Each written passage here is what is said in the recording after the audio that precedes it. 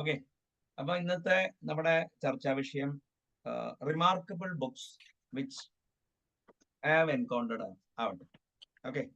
അപ്പോ remarkable books encounter ചെയ്യാന്ന് പറഞ്ഞു കഴിഞ്ഞാൽ ഞാൻ കമ്പ്യൂട്ടർ പ്രോഗ്രാമിംഗ് ബുക്സിനെയാണ്, programming, software engineering, IT related books, magazines, key videos, maybe media content which influenced me in my long journey as a programmer ആണ് ചർച്ച വിഷയം. അപ്പോ ഞാൻ ഇടയ്ക്ക് സ്ക്രീൻ ഷെയർ ചെയ്യും. സോ ദാറ്റ് എന്താ പറയാ, ഈ ബുക്സിന്റെ പേര് നമ്മൾ ആമസോണിലൊക്കെ അടിച്ചു നോക്കി നമ്മൾ അതിന്റെ കുറച്ച് അനുബന്ധ വിഷയങ്ങൾ നമ്മൾ ചർച്ച ചെയ്യുന്നതിന്. ഓക്കെ. അപ്പൊ ഞാൻ എന്റെ IT കരിയർ തുടങ്ങുന്നത് ഇയർ 1993 ആണ്, ജൂൺ 1993 അപ്പോ ബൈ ദാറ്റ് ടൈം എനിക്ക് ഏകദേശം 21 വയസ്സായി. അപ്പോ നമ്മളൊരു ഫീൽഡിലോട്ട് കയറുമ്പോൾ അയാൾക്കൊരു ഒരു ഇന്റലക്ച്വൽ ബാക്ക്ഗ്രൗണ്ട് ഉണ്ടാവും. ഗാർബേജ് ഇൻ ഗാർബേജ് ഔട്ട് എന്ന് കേട്ടിട്ടുണ്ടോ? അതായത് ഞാൻ എന്താണോ ഈ ഫീൽഡിലോട്ട് കൊണ്ടുവന്നത് അതിന് തത്തുല്യമായിട്ട് സാധനങ്ങൾ കൊണ്ടുപോകുന്നതാണ് വെപ്പ്. ഓക്കെ. അപ്പോ മെയിൻ അവിടെ ഒരു പ്രോബ്ലം എന്താന്ന് വെച്ച് കഴിഞ്ഞാൽ, അപ്പൊ ഒരു ക്യാരക്ടറിസ്റ്റിക് ബയാസോടെയാണ് ഞാൻ IT ഇൻഡസ്ട്രിയിൽ കയറുന്നത്. ഓക്കെ. അപ്പോ of course I do believe that ഈ 89-നും 93-യും തമ്മിലുള്ള ഇടയിലുള്ള ഒരു പീരീഡ് വളരെ ക്രൂഷ്യൽ ആയിരുന്നു. And enough background to get in to programming. ആ സമയത്ത് 1989 to 1993 എന്റെ സുഹൃത്തുക്കൾ എഞ്ചിനീയറിംഗ് പഠിക്കുമ്പോൾ മിക്കവരും എനിക്കൊരു ലിബറൽ എഡ്യൂക്കേഷനിലോട്ടുള്ള ഒരു വാതില തുറന്നുണ്ട്. ഓക്കെ. അപ്പോ അതിനു മുമ്പ് 89-ന് മുമ്പ് ഇപ്പൊ ഞാൻ 1972 ജനിച്ചെങ്കിൽ ഒരു 1982 മുതലുള്ള 82 to 89 വരെയുള്ള ഒരു ഇന്റലക്ച്വൽ പാസ്റ്റ് ഉണ്ട്. അവിടുന്ന് 89 to 93 ഉണ്ട്. അതിനെക്കുറിച്ചൊരു കുറച്ച് സംസാരിച്ചിട്ട് I will actually get in to this thing. അപ്പൊ ഒന്ന് എന്താ കാര്യം എന്ന് പറഞ്ഞു കഴിഞ്ഞാൽ, ഞാൻ ജനിച്ച പശ്ചാത്തലം.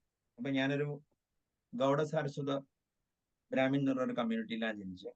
അപ്പോ സ്വാഭാവികമായിട്ടും ഒരു ഗോവയിൽ നിന്ന് ഓടി വന്നിട്ടുള്ള ആൾക്കാരായതുകൊണ്ട് ഒരു റെഫ്യൂജി മൈൻഡ് സെറ്റ് ഉള്ള ഒരു കമ്മ്യൂണിറ്റിയാണ്. ചുറ്റുമുള്ള ആൾക്കാരായിട്ട് ഡീൽ ചെയ്യാനൊക്കെ ഒത്തിരി ഡിഫിക്കൽട്ടി എന്റെ പല ബന്ധുക്കൾക്കൊക്കെ കണ്ടിട്ട് ഒരു പബ്ലിക് അറ്റ് ലാർജിനോടൊരു സസ്പീഷൻ ബിൽഡിനാണ് ഇത് എന്റെ കാലഘട്ടത്തിൽ. അപ്പൊ സ്വാഭാവികമായിട്ടും ഒരു സൊസൈറ്റിയിൽ ഇറങ്ങി ചെന്നിട്ടൊരു ജീവിതം ശരിക്കും പറഞ്ഞാൽ പ്രാക്ടിക്കലി ഇമ്പോസിബിൾ ആണ്. കാരണം മസിൽ പവർ അധികമൊന്നും ഇല്ലാത്ത കൂട്ടരാണ്. അപ്പോൾ സ്വാഭാവികമായിട്ടും കൗശലം വെച്ച് ജീവിക്കണം. ഓക്കെ. അപ്പൊ അതാണ് അതിന്റെ ഒരു പശ്ചാത്തലം. അപ്പൊ ലക്ലി ഫോർ മീ എന്ത് പറ്റിയെന്ന് വെച്ച് കഴിഞ്ഞാല്, ഈ ഒരു പ്രത്യേക സാഹചര്യത്തിലാണ് ഞാൻ ജനിക്കുന്നത്. അപ്പൊ എന്റെ വീടിന് തൊട്ടു പുറകിലാണ് RSSന്റെ സെക്കൻഡ് മോസ്റ്റ് പവർ, കോഴിക്കോട് കാര്യാലയം കഴിഞ്ഞാൽ ഏറ്റവും അടുത്തത് എന്റെ വീടിന് തൊട്ടു പുറകിലായിരുന്നു. സ്വാഭാവികമായിട്ടും ഇന്ന് സംഘപരിവാറിന്റെ ഒക്കെ മെയിൻ നേതാക്കന്മാരൊക്കെ അന്ന് വളരെ ചെറുപ്പമായിരുന്നു. പ്രാന്ത പ്രചാരകും മുഖ്യ ശിക്ഷകും മറ്റേ ഭൗതിക് പ്രമുഖൊക്കെ ആയിട്ട് ചോട്ട ആൾക്കാരായിട്ട് ഇത് ചെയ്യുന്നതായിരുന്നു. അപ്പൊ അവരുടെ ഒരു ഇൻഫ്ലുവൻസ് ഒരു ഇന്റലക്ച്വൽ തലത്തിൽ എനിക്ക് തീർച്ചയായിട്ടും ഉണ്ടായിട്ടുണ്ട്. ഇപ്പോ വിവേകാനന്ദന്റെ കൃതികളായിട്ട് കിഴക്കും പടിഞ്ഞാറും അങ്ങനത്തെ കൃതികള്, പിന്നെ വിവേകാനന്ദ സ്വാമികളെ കുറിച്ചിട്ടുള്ള കഥകള്, പിന്നെ RSSന്റെ ഐഡിയോളഗായ ദീൻ ദയാൽ ഉപാധ്യായ്, ഇവരുടെ ഏകാത്മക മാനവവാദം ഒന്നും മനസ്സിലായൊന്നുമില്ല, ഇവരൊക്കെ പറയണ ഇതാണ്. അതാണ് ഒരു ഇന്റലക്ച്വൽ ഇൻഫ്ലുവൻസ്. അപ്പൊ അന്ന് മുതൽ ഒരു ദേശീയ മൈൻഡ് സെറ്റ് ഉണ്ട്. ഓക്കെ. നെക്സ്റ്റ് ബിഗസ്റ്റ് ഇൻഫ്ലുവൻസ് എന്ന് പറഞ്ഞ ഒരു ഇന്റലക്ച്വൽ തലത്തിൽ എന്ന് പറഞ്ഞാൽ ഈ 89 കാലഘട്ടം പറഞ്ഞു. പൂമ്പാറ്റ അമർ ചിത്രകഥയായിരുന്നു. ഓക്കെ. അമർ ചിത്രകഥയുടെ ഒരു ഇൻഫ്ലുവൻസ് എന്ന് പറഞ്ഞു കഴിഞ്ഞാൽ എല്ലാ പുരാണ കഥകളും മറ്റേ കോമിക്കായിട്ട് വരും. അതിന്റെ ഇംഗ്ലീഷ് അമർ ചിത്രകഥയുടെ ഇംഗ്ലീഷ് ഉണ്ട്. അപ്പോ അത് വായിക്കാൻ ഒരു നെക്സ്റ്റ് ഇൻഫ്ലുവൻസ് എന്താ വെച്ചാൽ അനന്ത് പൈ എന്ന് പറഞ്ഞ ഒരാളാണ് അതിന്റെ തീം എഴുതിയത്. മോഹൻദാസ് എന്ന് പറഞ്ഞ ഒരാളാണ് അത് ഇലസ്ട്രേറ്റ് ചെയ്തിരുന്നത്. ഞാൻ ആദ്യം വിചാരിച്ച ഒരാളാണ്, അനന്ത പൈ മോഹൻദാസ് എന്നാണ് ഒരാളാണെന്ന് വിചാരിച്ചിരുന്നത്. കൊല്ലങ്ങൾക്ക് ശേഷം ഞാനൊരു ദിവസം മോഹൻദാസ് ഏഷ്യാനെറ്റില് ആനയെ വരയ്ക്കുന്നത് കാണിച്ചു. അപ്പോഴാണ് ഈ മോഹൻദാസ് ആണ് ആ മോഹൻദാസ്. അപ്പോ ഈ പിന്നെ കബീഷ് എന്നുള്ളൊരു ക്യാരക്ടർ വളരെ ഇത് ചെയ്തിട്ടുണ്ട്. അപ്പൊ ചെറിയൊരു കുരങ്ങന്റെ മോന്തലുള്ള ആൾക്കാര് എന്നെ കബീഷ് എന്ന് വിളിക്കുകയും ചെയ്യുന്നു. അപ്പൊ കബീഷിനോട് ഇതുണ്ട്. പിന്നെ അന്ന് ലാലു ലീല എന്ന് പറഞ്ഞ ഒരു മാഗസിൻ ഉണ്ടായിരുന്നു. അപ്പൊ അതില് ഗോപനും ഗൂപ്പിയും എന്നുള്ളൊരു ക്യാരക്ടർ ഉണ്ട്. അപ്പൊ എന്റെ ഏറ്റവും വലിയ ശത്രുവിന്റെ പേര് ഗോപൻ എന്നാണ്. അപ്പൊ ഗോപൻ വലത് കൈ വെച്ച് മുടി വെട്ടു, ഗൂപ്പിയാകട്ടെ ഇടത് കൈ കൊണ്ട്. അപ്പൊ അന്നെന്ത് പറ്റിയെന്ന് വെച്ചാല് ഈ ഗോപനും ഈ ഗൂപ്പിയോടാണ് ഇഷ്ടം എന്ന് പറയാൻ പറ്റൂല. കാരണം ടീച്ചർ വരെ തല്ലും ചൂരിൽ വെച്ച്.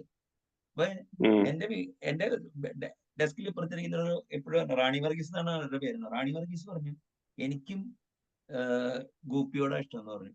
അതോടെ എനിക്ക് റാണി വർഗീസിനെ കാണുമ്പോൾ ഇപ്പോഴും ഇപ്പൊ കണ്ടാൽ ആ ബഹുമാനം ഉണ്ടോ.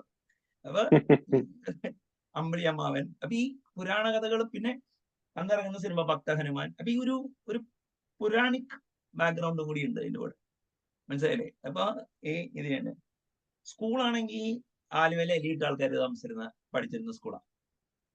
അപ്പൊ അവിടെ ചെല്ലുമ്പോ നമ്മുടെ ചുറ്റുപാടില്ലാത്ത ആൾക്കാർ പറയുന്ന book, Asterix, Nancy Drew, Huckleberry Finn. അപ്പൊ അതൊക്കെ വായിക്കുന്ന എലീറ്റ് പിള്ളേരുടെ കൂടെയുള്ള സംസർഗം കാരണം ഞാനും കുറച്ച് എന്താ പറയാ ഹാർഡി ബോയ്സും വായിച്ചിട്ടുണ്ട്. പിന്നെ ഏറ്റവും വലിയ ഇൻഫ്ലുവൻസ് പറഞ്ഞാൽ ടിൻറ്റിൻ ആയിരുന്നു. അപ്പൊ ടിൻറ്റിൻ എന്ന് പറഞ്ഞാൽ it's A very costly book.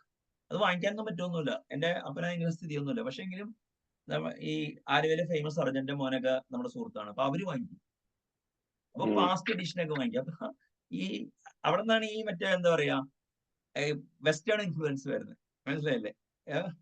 അപ്പൊ തമാശ എന്താന്ന് വെച്ചാല് ഈ നാട്ടിൽ അമ്മയുടെ വീട്ടിൽ പോകുമ്പോഴോ ഒരു കമ്മ്യൂണിസ്റ്റ് ഗ്രാമം, അതിന്റെ നടുക്ക് ഏക കോൺഗ്രസിനെ സപ്പോർട്ട് ചെയ്യുന്ന 2 നായർ ഫാമിലിയും ഒരു കൊങ്ങണി ഫാമിലിയും ഉണ്ട്. അപ്പൊ ഏകദേശം അറിയാലോ ചുറ്റുമുള്ള ഇതാണ്. അപ്പൊ CPIക്കൊക്കെ നല്ല പ്രാമുഖ്യമുള്ള സ്ഥലമാണ്. അപ്പൊ അവിടെ ചെന്നപ്പോഴാണ് എന്താ പറയാ ഈ വൈരുദ്ധ്യാത്മക ഭൗതികവാദവും ഈ മറ്റേ കവലപ്രസംഗവും AKGയുടെ കഥയൊക്കെ കേൾക്കുന്നത്. അപ്പൊ അത് വേറൊരു ഇൻഫ്ലുവൻസ്. അപ്പൊ തമാശ എന്താന്ന് വെച്ച് കഴിഞ്ഞാൽ നക്സൽ പ്രസ്ഥാനത്തിന്റെയൊക്കെ ഈ നക്സൽ ബാരി എന്ന് പറഞ്ഞ വെസ്റ്റ് ബംഗാൾ ഒരു സ്ഥലത്താണ് ഉണ്ടായത്. പക്ഷെ നക്സൽ നേതാക്കന്മാരൊക്കെ ആയിട്ട് പരിചയപ്പെട്ടു പിൽക്കാലത്ത് പ്രീഡിഗ്രിക്കൊക്കെ പഠിക്കുമ്പോൾ. അപ്പൊ കുറച്ചുകാലം അവരുടെ ഇൻഫ്ലുവൻസ് വന്നിരുന്നത്. കോളേജിൽ പോകുമ്പോൾ എന്താ വെച്ചാൽ അതൊരു മുസ്ലിം കോളേജ് ആയിരുന്നു. അപ്പൊ സ്വാഭാവികമായിട്ടും അവിടെ എന്താ വെച്ച് കഴിഞ്ഞാല് ആ മുസ്ലിം കോളേജ് പഠിച്ചുകൊണ്ടാണ് എനിക്കൊരു അസ്തിത്വ ബോധം വന്നത്, മനസ്സിലായില്ലേ. അപ്പൊ അവിടെ ചെന്നപ്പോഴാണ് ഇപ്പൊ എന്താ പറയാ ദാറുസ്സലാം, ദാറുൽ ഹറം, ദാറുൽ അമൻ. ഞാൻ ഇപ്പൊ വേറെ കുറെ കാര്യങ്ങൾ പറഞ്ഞു. ഞങ്ങളുടെ പടക്കക്കടയാണെങ്കിലോ മറ്റേ ആലുവയിലെ ക്രിസ്ത്യാനികളുടെ കൂട്ടിനടുക്ക്. അവിടെ ചെല്ലുമ്പോൾ ബൈബിളും മറ്റേതൊക്കെ പറയണം. അപ്പൊ ചുരുക്കം പറഞ്ഞു കഴിഞ്ഞാല് ഈ ഒരു കേരളത്തിന്റെ ഈ പ്രമുഖ 5 മതങ്ങളുണ്ടല്ലോ, അതായത് ക്രിസ്ത്യാനിറ്റി, ഇസ്ലാം, കമ്മ്യൂണിസം, നായർ മതം, ഈഴവ് മതം. അപ്പൊ ഇവരൊക്കെ ആയിട്ട് നല്ല ടച്ച് പോയിന്റ്സ് എല്ലായിടത്തും ഉണ്ട്. അപ്പൊ സ്വാഭാവികമായിട്ടും അറിയാം ഈ 5നോടും നമുക്ക് ഒക്കാനും പറ്റൂല. അപ്പോ അന്ന് സംഘപരിവാറിന് ആളൊന്നുമില്ല. ഇപ്പൊ എനിക്ക് ഇപ്പോഴും ഓർമ്മയുണ്ട്, എന്റെ ഫസ്റ്റ് ഒരു ഇതെന്ന് പറഞ്ഞു കഴിഞ്ഞാൽ ജയേന്ദ്ര സരസ്വതി ഉണ്ട്, മറ്റേ കാഞ്ചി കാമകോടത്തിലെ മറ്റേ പുള്ളി സിയർ 1982 വിസിറ്റ് ചെയ്യാൻ വന്നത്. പുള്ളി എനിക്ക് അവിടുത്തെ അമ്പലത്തിൽ സ്ഥലം പോലും കൊടുത്തില്ല. അപ്പൊ അന്ന് ഞങ്ങളുടെയൊക്കെ ആരാധ്യ പുരുഷനായി കൊണ്ടിച്ചിട്ട് പുള്ളി മരിച്ചുപോയി കഴിഞ്ഞാൽ പുള്ളി ഒരു സ്പേസിന് വേണ്ടി ഓടുമ്പോൾ കോൺഗ്രസ് സപ്പോർട്ട് ചെയ്യുന്ന ആ നായർ ഫാമിലിയിലെ ആൾക്കാർ പുള്ളിക്ക് സ്ഥലമൊന്നും കൊടുത്തില്ല. അതായത് ഇന്ത്യയിലെ ഏറ്റവും വലിയ സിയറിന് ഇന്നത്തെ രാഷ്ട്രീയം അപ്പൊ നിങ്ങൾക്ക് ഏകദേശം അറിയാം ഒരു കോൺഗ്രസ്സുകാരെ ഉണ്ടാക്കി വെച്ചു. അപ്പൊ അങ്ങനത്തെ ഒരു ബാക്ക്ഗ്രൗണ്ടിൽ നിന്ന് ഒരു കോൺഗ്രസ് വിരുദ്ധത, കമ്മ്യൂണിസത്തോടൊരു അടുപ്പം സ്വാഭാവികമായിട്ടുണ്ട്. കാരണം എന്റെ ഫാദർ ഒരു കമ്മ്യൂണിസ്റ്റ് ആയിരുന്നു. പിൽക്കാലത്ത് പുള്ളി ജനസംഘമൊക്കെ അയാളാ. പിന്നെ നമ്മൾ നാട്ടിൽ ചെല്ലുമ്പോഴും ഈ അമ്മാവനോടുള്ള ബന്ധുക്കളോടുള്ള കലിപ്പൊക്കെ വരുമ്പോൾ നമുക്ക് കമ്മ്യൂണിസത്തോട് സ്നേഹം വരും. അപ്പൊ ഞാൻ പറഞ്ഞില്ലേ ഇതാണ് എന്റെ ഇത്. അപ്പൊ പ്രീഡിഗ്രിക്ക് കുഴപ്പി കഴിഞ്ഞു കഴിഞ്ഞപ്പോ കഷ്ടിച്ച് പാസ്സായി. പിന്നെ നെക്സ്റ്റ് 1989 to 93 ഒരു വെസ്റ്റേൺ ഫിലോസഫിയുടെ, വെസ്റ്റേൺ സയൻസ്, മാത്തമാറ്റിക്സ് അതിന്റെ ഒരു ഇതിലായിരുന്നു. അപ്പൊ ഞാൻ സൈഡില് കോമേഴ്സ് പഠിക്കാൻ പോയി. അപ്പൊ commerce BCom, below common sense എന്ന് പറഞ്ഞു തുടങ്ങിയ ആൾക്കാർ. അപ്പൊ കോമേഴ്സ് ആണെന്ന് പറയുമ്പോ അപകർഷതാബോധമാണ് ഉണ്ടാവുന്നത്. അപ്പൊ ഞാൻ അതിന് പറ്റിയതല്ല എന്ന് പറഞ്ഞിട്ട് അപ്പൊ ഇങ്ങനെ നടക്കുമ്പോഴാണ് ഞാൻ ഈ പ്രീ ഡിഗ്രിക്ക് ഞാൻ ഫിസിക്സ്, കെമിസ്ട്രി, ബയോളജി പഠിച്ചത്. അപ്പൊ അതിന്റെ ഇടയ്ക്ക് DY/DX എന്നൊക്കെ പറഞ്ഞൊരു സാധനം കാണും. അപ്പൊ ഞാൻ അതിനെ കുറിച്ച് പറഞ്ഞു, DY-നെ DX വെച്ച് ഡിവൈഡ് ചെയ്താൽ ശരിയാവും പറഞ്ഞു. അപ്പൊ പത്മകുമാർ എന്ന് പറഞ്ഞ പുള്ളി പറഞ്ഞു, അയ്യേ നിനക്ക് കാൽക്കുലസ് അറിഞ്ഞൂടാ, അത് DY/DX ലിമിറ്റ് ആണെന്നൊക്കെ പറഞ്ഞു. അപ്പൊ ലിമിറ്റ്, കണ്ടിന്യൂറ്റി, ഇതൊക്കെ ഇതെന്തു, അപ്പൊ അത് പാസ്സായില്ല, പാസ്സാവാം. ഓക്കെ. പിന്നെ ആൾക്കാർ പറഞ്ഞു, ഓക്കെ, വൈ കാണ്ട് യു മറ്റേ സ്റ്റഡി പ്രീ ഡിഗ്രി സെക്കൻഡ് ഇയറിന് നിനക്ക് ഇത് എഴുതി കൂടെ എന്ന് ചോദിച്ചു, മാത്സ് എടുത്തുകൂടെ എന്ന് ചോദിച്ചു. 2 ക്ലാസ്സിന് പോയിരുന്നു കഴിഞ്ഞപ്പോ സോഡ് എന്നൊക്കെ പറഞ്ഞ് അത് കേട്ടപ്പോ എനിക്ക് പേടിയായി. അങ്ങനെ ഞാൻ അത് നിർത്തി. അങ്ങനെ ഫിസിക്സ്, കെമിസ്ട്രി, ബയോളജി കഴിഞ്ഞിട്ടാണ് ഇത് വന്നത്. അപ്പൊ ഞാൻ മാത്സ് തന്നെ പഠിക്കാൻ തീരുമാനിച്ചു. എനിക്ക് ഇപ്പോഴും ഓർമ്മയുണ്ട്. അതിന് മുമ്പ് തന്നെ ഒരു സംഭവം ഉണ്ടായി.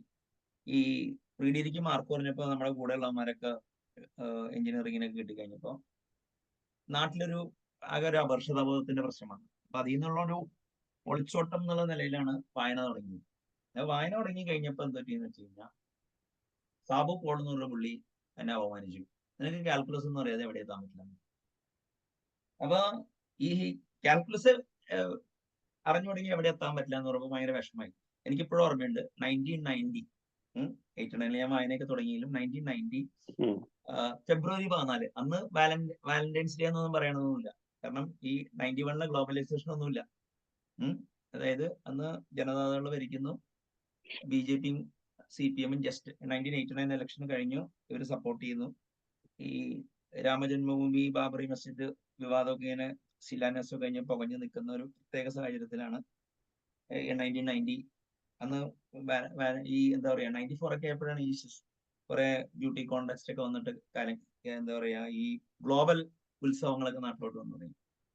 അപ്പോ അങ്ങനെ ജനാർദ്ദനം പിള്ളയുടെ മാത്തമാറ്റിക്സിന്റെ ബുക്ക് വാങ്ങിച്ച് പഠിച്ചു. അപ്പൊ അതൊരു ഭയങ്കര ഒരു സിഗ്നിഫിക്കന്റ് ഇവന്റ് ആണ്. ഈവൻ നൗ ഇപ്പൊ ഒരു ഇന്റലക്ച്വലി ഒരാളെ മുന്നിൽ നിൽക്കുകയാണെങ്കിൽ ഞാൻ കാൽക്കുലസ് ബ്ലൈൻഡ് ആണോ കാൽക്കുലസ് ബ്ലസ്ഡ് ആണോ എന്ന് നോക്കും. മുമ്പിലിരിക്കണവൻ പറയുമ്പോ ഞാൻ അപ്പൊ ഒരു ഒരു മന്ദബുദ്ധി പ്രോഗ്രാമറെ ഞാൻ കണ്ടുപിടിക്കണേന്ന് പറയും, ഈ മറ്റേ അത് ഫസ്റ്റ് ഡെറിവേറ്റീവ് എടുത്തിട്ട് 0 ആക്കിയാൽ മതി, അല്ലെങ്കിൽ മറ്റേ സെക്കൻഡ് ഡെറിവേറ്റീവിന്റെ സൈൻ നോക്കിയാൽ മതി എന്ന് പറഞ്ഞാല് അതൊക്കെ ഞങ്ങൾ സെക്കൻഡ് സെമസ്റ്ററിൽ പഠിച്ചാണെന്നൊക്കെ പറയും. അങ്ങനെ പറഞ്ഞെന്ന് നോക്കിയോ, അവനൊരു മന്ദബുദ്ധി പ്രോഗ്രാമറാണെന്ന് ഞാൻ എഴുതി തരാം, ഇപ്പൊ വേണമെങ്കിൽ ടെസ്റ്റ് ചെയ്ത് നോക്കും.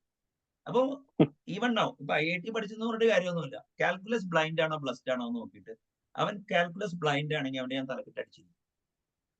കാരണം മാത്തമാറ്റിക്സ് പുള്ളിയുടെ അതൊരു ഒരു തമാശയുണ്ട്. ഇപ്പൊ ജനാർദ്ദനം പിള്ളയുടെ ബുക്ക് വെച്ചിട്ടാണ് തുടങ്ങിയെങ്കിലും ഒരു ഇനി മുതലാണ് ഇനി കുറച്ചും കൂടി, ഇത്രയും കാലമൊക്കെ എൻ്റെ ഒരു ബയോഗ്രഫിക്കൽ ഇതാണ്. അപ്പൊ നമുക്ക് മാത്തമാറ്റിക്സ് പഠനത്തിൽ നിന്ന് തുടങ്ങാം. ഓക്കെ, അതായത് ഇപ്പോഴും പ്രോഗ്രാമിങ്ങിലോട്ട് വന്നിട്ടില്ല. അപ്പൊ ഞാൻ എന്റെ സ്ക്രീൻ ഷെയർ ചെയ്യുന്നു. അപ്പൊ കീ ബുക്സ് വേണമല്ലോ.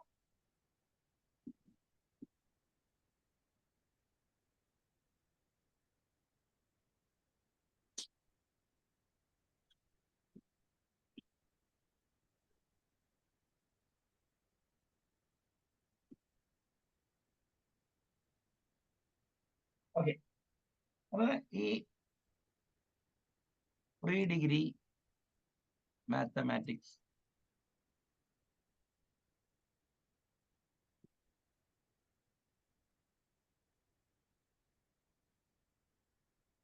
ജനാർദ്ദനം പിള്ള.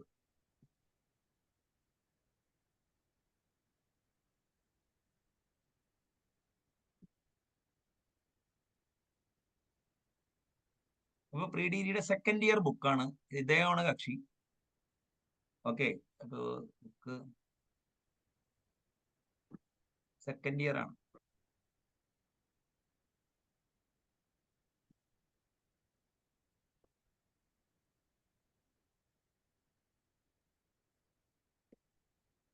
ബ്ലൂ കളർ ബുക്കാണ്, എനിക്ക് ഇപ്പോഴും ഓർമ്മയുണ്ട്, ഞാൻ അതാണ് വാങ്ങിച്ചത്. അപ്പൊ ഈ അതിന്റെ ഉള്ളില് ആദ്യം വായിച്ചപ്പോ ലിമിറ്റ്, കണ്ടിന്യൂറ്റി അതൊന്നും മനസ്സിലായില്ല. പിന്നെ നോക്കി കഴിഞ്ഞപ്പോ x² ഡെറിവേറ്റീവ് എന്താന്ന് കണ്ടു അതിന്റെ ഉള്ളിൽ. അപ്പൊ x plus delta x whole square, എന്താണ് y is equal to x², let y plus delta y is equal to x plus delta x whole square. അപ്പൊ ഈ സ്കൂളിലൊക്കെ അത്യാവശ്യമൊക്കെ മാത്സ് ഒക്കെ അറിയാവുന്നതുകൊണ്ട് a+b² അറിയാവുന്നതുകൊണ്ട് അപ്പൊ അതിന്റെ x² plus 2x delta x plus delta x² എന്ന് പറഞ്ഞുകൊണ്ട് as delta x tends to 0 രണ്ട് സ്ഥലത്തും ഡെൽറ്റ എക്സ് വെച്ച് ഡിവൈഡ് ചെയ്ത് കഴിഞ്ഞാൽ ഇഗ്നോർ ചെയ്യാം. അങ്ങനെ x² ഡെറിവേറ്റീവ് 2x ആണെന്ന് പഠിച്ചു. അത് കുറച്ച് കഴിഞ്ഞ് നോക്കിയപ്പോ x⁻n കണ്ടു. അപ്പൊ ബൈനോമിയൽ തിയറവും അറിയായിരുന്നു. പിന്നെ അപ്പോ സ്വാഭാവികമായിട്ട് ഈ x² ഡെറിവേറ്റീവ് ഈ nx⁻n - 1 എന്ന് പറഞ്ഞു. അതൊരു ഭയങ്കര വിജയമായിരുന്നു. അങ്ങനെ കുറെ ആൾജിബ്രായിക് ഫംഗ്ഷൻസ് ഒക്കെ ചെയ്ത് നോക്കി കഴിഞ്ഞപ്പോഴാണ് സൈനും ടാനും ശരത്തെ അപ്പൊ സൈനും ടാനും വന്നു കഴിഞ്ഞപ്പോ ഇത് സ്കൂളിലൊക്കെ ഭയങ്കര ബുദ്ധിമുട്ടായിരുന്നു. അപ്പൊ ഈ ഏണിയുടെ അളവ് എടുക്കുക, മനസ്സിലായില്ലേ? അങ്ങനത്തെ ഈ പൈതഗോറസ് തിയറവും മറ്റേ കോട്ടാനും ടാൻജന്റ് ഒക്കെ വെച്ച് നമ്മൾ പലതും കണ്ടുപിടിച്ചിട്ടുണ്ട്. ഇത് എന്തിനാന്ന് മനസ്സിലായി. അങ്ങനെ സൈനിന്റെ ഡെറിവേറ്റീവ് കോസ് ആണ്, കോസിന്റെ ഡെറിവേറ്റീവ് മൈനസ് സൈൻ എക്സ് ആണ് നോക്കി ഞാൻ കാണാപ്പാടം പഠിച്ചു. മനസ്സിലായില്ലേ? അപ്പൊ നോക്കിയപ്പോ എനിക്ക് മനസ്സിലായി, ഇത് മനസ്സിലാക്കണം എന്നുണ്ടെങ്കിൽ നമുക്ക് ട്രിഗണോമെട്രിക് ഐഡന്റിറ്റി മനസ്സിലാക്കണം എന്ന് മനസ്സിലായി. അപ്പൊ ട്രിഗണോമെട്രിക് ഐഡന്റിറ്റി മനസ്സിലായപ്പോ സൈൻ ബൈ കോസ് ടാൻ അത് പണ്ട് കാണാപ്പാടം പഠിച്ചിട്ടുണ്ട്. പിന്നെ എന്താ പറയാ, tan² x = sec² x + 1 ഇങ്ങനെ. അപ്പൊ അത് നോക്കി കഴിഞ്ഞപ്പോ sec² എന്ന് പറഞ്ഞാല് എന്താണ്, ഇപ്പൊ 1 cos ആണ് sec². അപ്പൊ 1 cos², പിന്നെ 1 എന്നുള്ളത് sin² cos². cos² കോമൺ ആയിട്ട് വരുന്നു. അങ്ങനെ ഈ ഇതൊക്കെ ഇങ്ങനെ ചെയ്യലാണ് പണി. ഇവിടെ കിട്ടിയ. അപ്പൊ ആ സമയത്ത് ഞങ്ങളുടെ അവിടെ, ഞാൻ അയാളുടെ പേര് പറയുന്നില്ല, പുള്ളി മാത്തമാറ്റിക്സിന് ട്യൂഷൻ പഠിപ്പിക്കുന്ന ഒരാളുണ്ടായിരുന്നു. അപ്പൊ പുള്ളിക്ക് ഇങ്ങനത്തെ ട്രിഗണോമെട്രിക് ഐഡന്റിറ്റി സോൾവ് ചെയ്യണം. അപ്പൊ ഞാൻ ലൈബ്രറിയിൽ നിന്ന് നടന്നു വരും, പുള്ളി പ്രോബ്ലം ആയിട്ടിരിക്കും. അങ്ങനെ ഞാൻ പുള്ളിക്ക് പ്രോബ്ലം സോൾവ് ചെയ്ത് കൊടുത്തിട്ട് ട്രിഗണോമെട്രി ഒക്കെ പഠിച്ചു. അപ്പൊ കുറച്ച് കഴിഞ്ഞപ്പോ ഈ ഡിഫറൻഷിയേഷൻ പഠിച്ചാൽ പിന്നെ അടുത്ത ടോപ്പിക് ഇന്റഗ്രേഷൻ ആണല്ലോ. ഞാൻ നേരെ ഡിഫറൻഷ്യൽ ഈക്വേഷൻ പഠിക്കാം. സാറിന് ഈ മറ്റേ ഓണ്ടോളജി നാവിഗേഷൻ അപ്പോഴും ഉണ്ട്. പിന്നെ അത് പിന്നെ എല്ലാ സ്ഥലത്തും പറയും, മനസ്സിലായില്ലേ? ഞാൻ കാൽക്കുലസ് പഠിച്ചെന്ന് പറയും. അപ്പൊ അവര് ചോദിക്കും ഇത് ചെയ്തിട്ടുണ്ടോന്ന് ചോദിക്കും. അതെന്താ സാധനം? അങ്ങനെ നോക്കി കഴിഞ്ഞപ്പോ എന്താ പറ്റിയെന്ന് വെച്ച് കഴിഞ്ഞാല് ആ സാധനം ഉണ്ടല്ലോ, ഈ ട്രിഗണോമെട്രിക് ഫംഗ്ഷൻസ് ഇത്. അപ്പൊ ഡിഫറൻഷ്യൽ ഈക്വേഷൻ പഠിക്കാൻ പറ്റും. അപ്പൊ നമുക്ക് ഇന്റഗ്രേഷൻ അറിയണം. അപ്പൊ ജുറൈജ് സലീം എന്ന് പറഞ്ഞ പുള്ളിയുണ്ട്. പുള്ളി എന്നോട് പറഞ്ഞു, ഡെറിവേറ്റീവ് ഇന്റഗ്രലും നേരെ ഓപ്പോസിറ്റ് സാധനമാണ് കേട്ടോ, അതിനെ ആന്റി ഡെറിവേറ്റീവ് എന്ന് പറയുന്നത്. പിന്നെ നോക്കി കഴിഞ്ഞപ്പോ ഈ എവിടെ നോക്കിയാലും ആന്റി ഡെറിവേറ്റീവ് കാണാൻ തുടങ്ങി. അങ്ങനെ ഇന്റഗ്രേഷൻ അത്ര ബുദ്ധിമുട്ട്, ഞാൻ അത്ര വലിയ കംഫർട്ടബിൾ അല്ല ഇപ്പോഴും. ഞാൻ ഈ ടേബിൾ ഓഫ് ഇന്റഗ്രലൊക്കെ കുറെ കാണാപ്പാടം പിടിച്ച് വെൽ നോൺ ഇന്റഗ്രലൊക്കെ ഇത് പിൽക്കാലത്ത് എനിക്ക് പല കമ്പനികളിൽ അപ്പൊ ശരത്തിന് എന്റെ കൂടെ സെഷൻസിൽ ഇരുന്നിട്ടില്ലേ, ബോർഡിൽ വെറുതെ സിഗ്മയും ഇന്റഗ്രലൊക്കെ വരച്ചിട്ട് ആൾക്കാർ ഓർമ്മയില്ലേ? അപ്പൊ ഇന്റഗ്രൽ, പക്ഷേ ഡബിൾ ഇന്റഗ്രൽ എന്താണെന്നും line integral, surface integral, volume integral, അതിന്റെയൊക്കെ വെൽ നോൺ റിസൾട്ട്സ് ഒക്കെ പഠിച്ച് പിന്നെ കുറച്ച് ഡിഫറൻഷ്യൽ ഈക്വേഷൻ, എക്സാക്ട് ഈക്വേഷൻ എന്താണ്, ഇനി എന്താ പറയാ ഈ കണ്ടിന്യൂസ് ഡെറിവേറ്റീവ് എന്താണെന്നൊക്കെ പഠിച്ച് in A matter of 6 months ഞാൻ അത്യാവശ്യം ഫെയ്ൻമാൻസ് ലെക്ചേഴ്സ് ഓൺ ഫിസിക്സ് ഒക്കെ മറിച്ച് നോക്കി കഴിഞ്ഞാലൊക്കെ അതിൻ്റെ ഉള്ളിലത്തേക്ക് കാര്യങ്ങളൊക്കെ മനസ്സിലായി തുടങ്ങി. എൻസൈക്ലോപീഡിയ ബ്രിട്ടാനിക്കയിലെ പല ആർട്ടിക്കിൾസ് വായിക്കാൻ എളുപ്പമായി തുടങ്ങി. അങ്ങനെ ഇരിക്കുകയാണ് എന്റെ ബന്ധത്തിലൊരു പുള്ളിയുടെ വീടെന്തോ കാര്യമാക്കിയപ്പോ പുള്ളി എനിക്ക് ബുക്ക് കൊണ്ടു തന്നു. നോക്കിക്കഴിഞ്ഞപ്പോ അതിൻ്റെ ഉള്ളിൽ ഈ ഡിക്ക് പകരം ഒരു വളഞ്ഞ ഡി ഇരിക്കണം. ഇതെന്താണോ നോക്കി. അപ്പൊ ഞങ്ങളുടെ സാദിയാത്ത് എന്ന് പറഞ്ഞ ലോഡ്ജ് ഉണ്ട്. അപ്പൊ അവിടെ ഡി അതേമാതിരി എഴുതിയേക്കണേ. പിന്നെയാണ് ഡോ ആന്ന് മനസ്സിലായി. നോക്കി ഇപ്പൊ പാർഷ്യൽ ഡെറിവേറ്റീവ്. അപ്പൊ എനിക്ക് വേണേ ഈ ഡിഫറൻഷ്യൽ ഇക്വേഷൻ പാർഷ്യൽ ഡെറിവേറ്റീവ് പഠിച്ചേ എക്സാക്ട് ഇക്വേഷൻ എന്നാലേ വരുള്ളൂ. അപ്പൊ പാർഷ്യൽ ഡെറിവേറ്റീവ് എന്താന്ന് നോക്കി കഴിഞ്ഞപ്പോ കുറച്ച് നോക്കിയപ്പോ പരിപാടി കൂടി കിട്ടി. അതായത് ഒരെണ്ണം മാത്രം വേരിയബിൾ, ബാക്കിയൊക്കെ കോൺസ്റ്റന്റ് ആയിട്ട് ട്രീറ്റ് ചെയ്യണം. അപ്പൊ ഇത്തിരി ആൾജിബ്രയൊക്കെ അറിഞ്ഞു കഴിഞ്ഞാൽ ഇത് അന്നും ഇന്നും മുഴുവൻ പഠിക്കൂല, അതിന് മുമ്പ് തന്നെ എക്സ്പെർട്ടാന്ന് പ്രഖ്യാപിക്കുമല്ലോ. അപ്പൊ ഇതൊക്കെ ചെയ്തു കഴിഞ്ഞപ്പോ എന്ത് പറ്റിയെന്ന് വെച്ച് കഴിഞ്ഞാൽ അപ്പൊ ആ സ്വാധ്യായം പിന്നെ ഇത് കുറച്ചും കൂടി ബെറ്റർ ആയത് എവിടെയാന്ന് വെച്ച് കഴിഞ്ഞാല് ഈ ജനാർദ്ദൻ പിള്ളയുടെ ഞാൻ പ്രീ ഡിഗ്രിയുടെ ഇത് കഴിഞ്ഞിട്ട് ഒരു നിഫ്റ്റി ബുക്ക് എന്റെ കയ്യിൽ വന്നു കിട്ടും, മാത്തമാറ്റിക്സ് ഫോർ എക്കണോമിസ്റ്റ്, ടാരോ യമാനയുടെ book.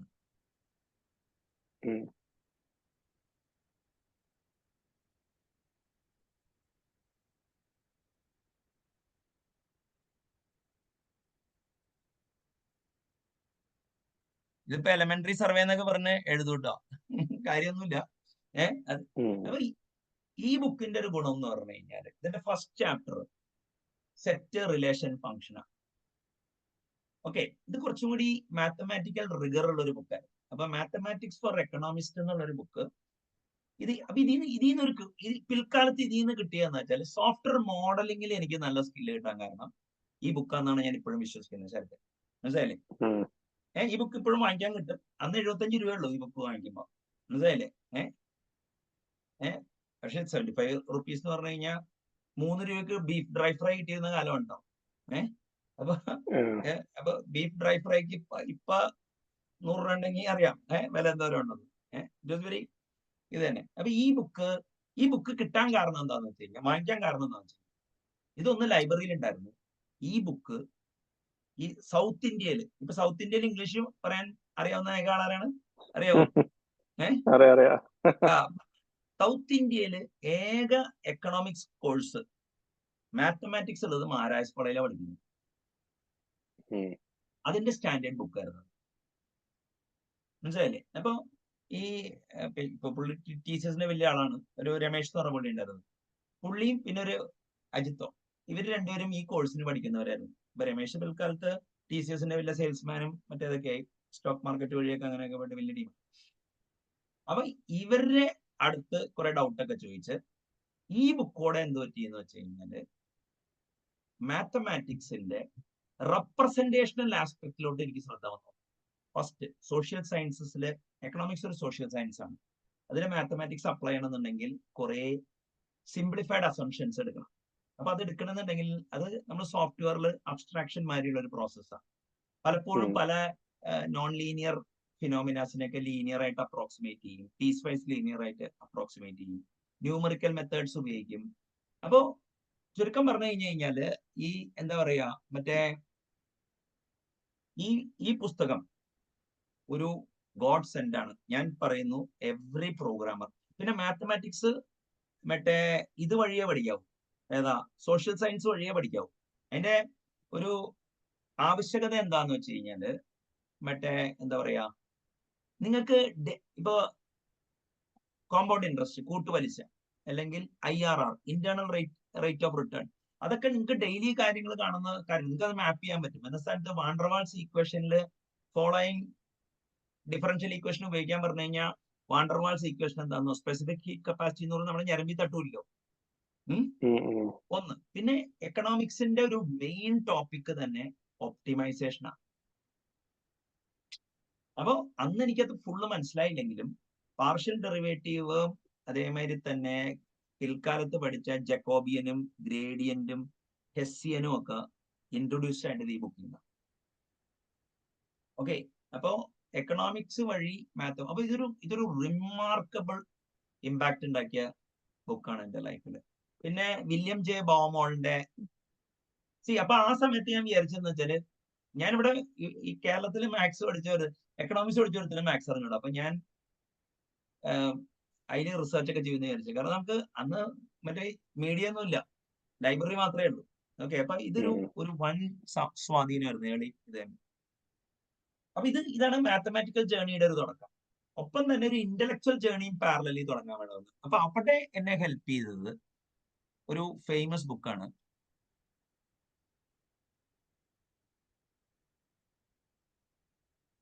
Almost everyone's guide to economics.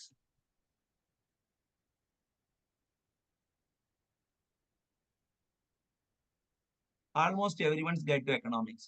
John Kenneth ഗാൽബ്രൈത്തും നിക്കോളാസ് സാലിംഗറും കൂടെ എഴുതിയേക്കുന്നതാണ്. ഈ ജോൺ കെന്നത്ത് ഗാൽബ്രൈത്ത് ഇവിടെ നിന്നാണ് ഈ നോട്ട് ഓൺലി ദ കണ്ടന്റ്, അതിന്റെ പേഴ്സണാലിറ്റീസിലോട്ടൊക്കെ ശ്രദ്ധ വരാനൊക്കെ കാരണം ചിലപ്പോൾ ഈ ബുക്കൊക്കെ ആയിരിക്കും, എനിക്ക് ഉറപ്പില്ല. അപ്പോ ഈ ജോൺ കെന്നത്ത് ഗാൽബ്രൈത്ത് ഒരു ഫേമസ് എക്കണോമിസ്റ്റ് മാത്രമല്ല, അയാള് ഒരു കനേഡിയൻ ബോൺ US സിറ്റിസൺ ആണ്. He was US ambassador to India in the 1960s. Political എക്കണോമിയിലും മാക്രോ എക്കണോമിക്സിലൊക്കെ ഒരു വളരെ ഇൻഫ്ലുവൻഷ്യൽ ആയിട്ടുള്ള ഒരു ഫിഗറാണ്. ഓക്കെ, അപ്പോ ഈ പുള്ളിയുടെ പല ഡോക്യുമെന്ററീസ് ഒക്കെ പണ്ട് UGCയിലും അങ്ങനെയൊക്കെ വരും. അപ്പോ ഇതൊരു തമാശ എന്ന ഈ ബുക്കിന്റെ ഫസ്റ്റ് പേജ് മുതൽ ലാസ്റ്റ് പേജ് വരെ ഓവർനൈറ്റ് എനിക്ക് വായിച്ചു തീർക്കാം. മനസ്സിലായില്ലേ? എന്നുവെച്ചാൽ ക്വസ്റ്റ്യൻ ആൻസേഴ്സ് ആയിരുന്നു, പലതൊന്നും മനസ്സിലായി. പക്ഷെ അന്നാണ് എനിക്ക് GDP എന്താണ്, GNP എന്താണ്, ഗ്രോസ് നാഷണൽ ഹാപ്പിനെസ് എന്താണ്, അങ്ങനെ എക്കണോമിക്സും ഈ കുറച്ചും കൂടി ലോക കാര്യങ്ങളായിട്ട് ഒരു ബന്ധം വരാൻ കാരണം ഈ പറയുന്ന ഈ ബുക്കിൽ നിന്ന് തുടങ്ങിയതാണ്. ഇപ്പൊ അവിടെ അതേ തന്നെ ഏഷ്യൻ ഡ്രാമ എന്ന് പറഞ്ഞൊരു ബുക്ക് ഉണ്ടായിരുന്നു. ഏഷ്യൻ ഡ്രാമ ഗുണാർ മിർഡാലോ കണ്ടാണ്.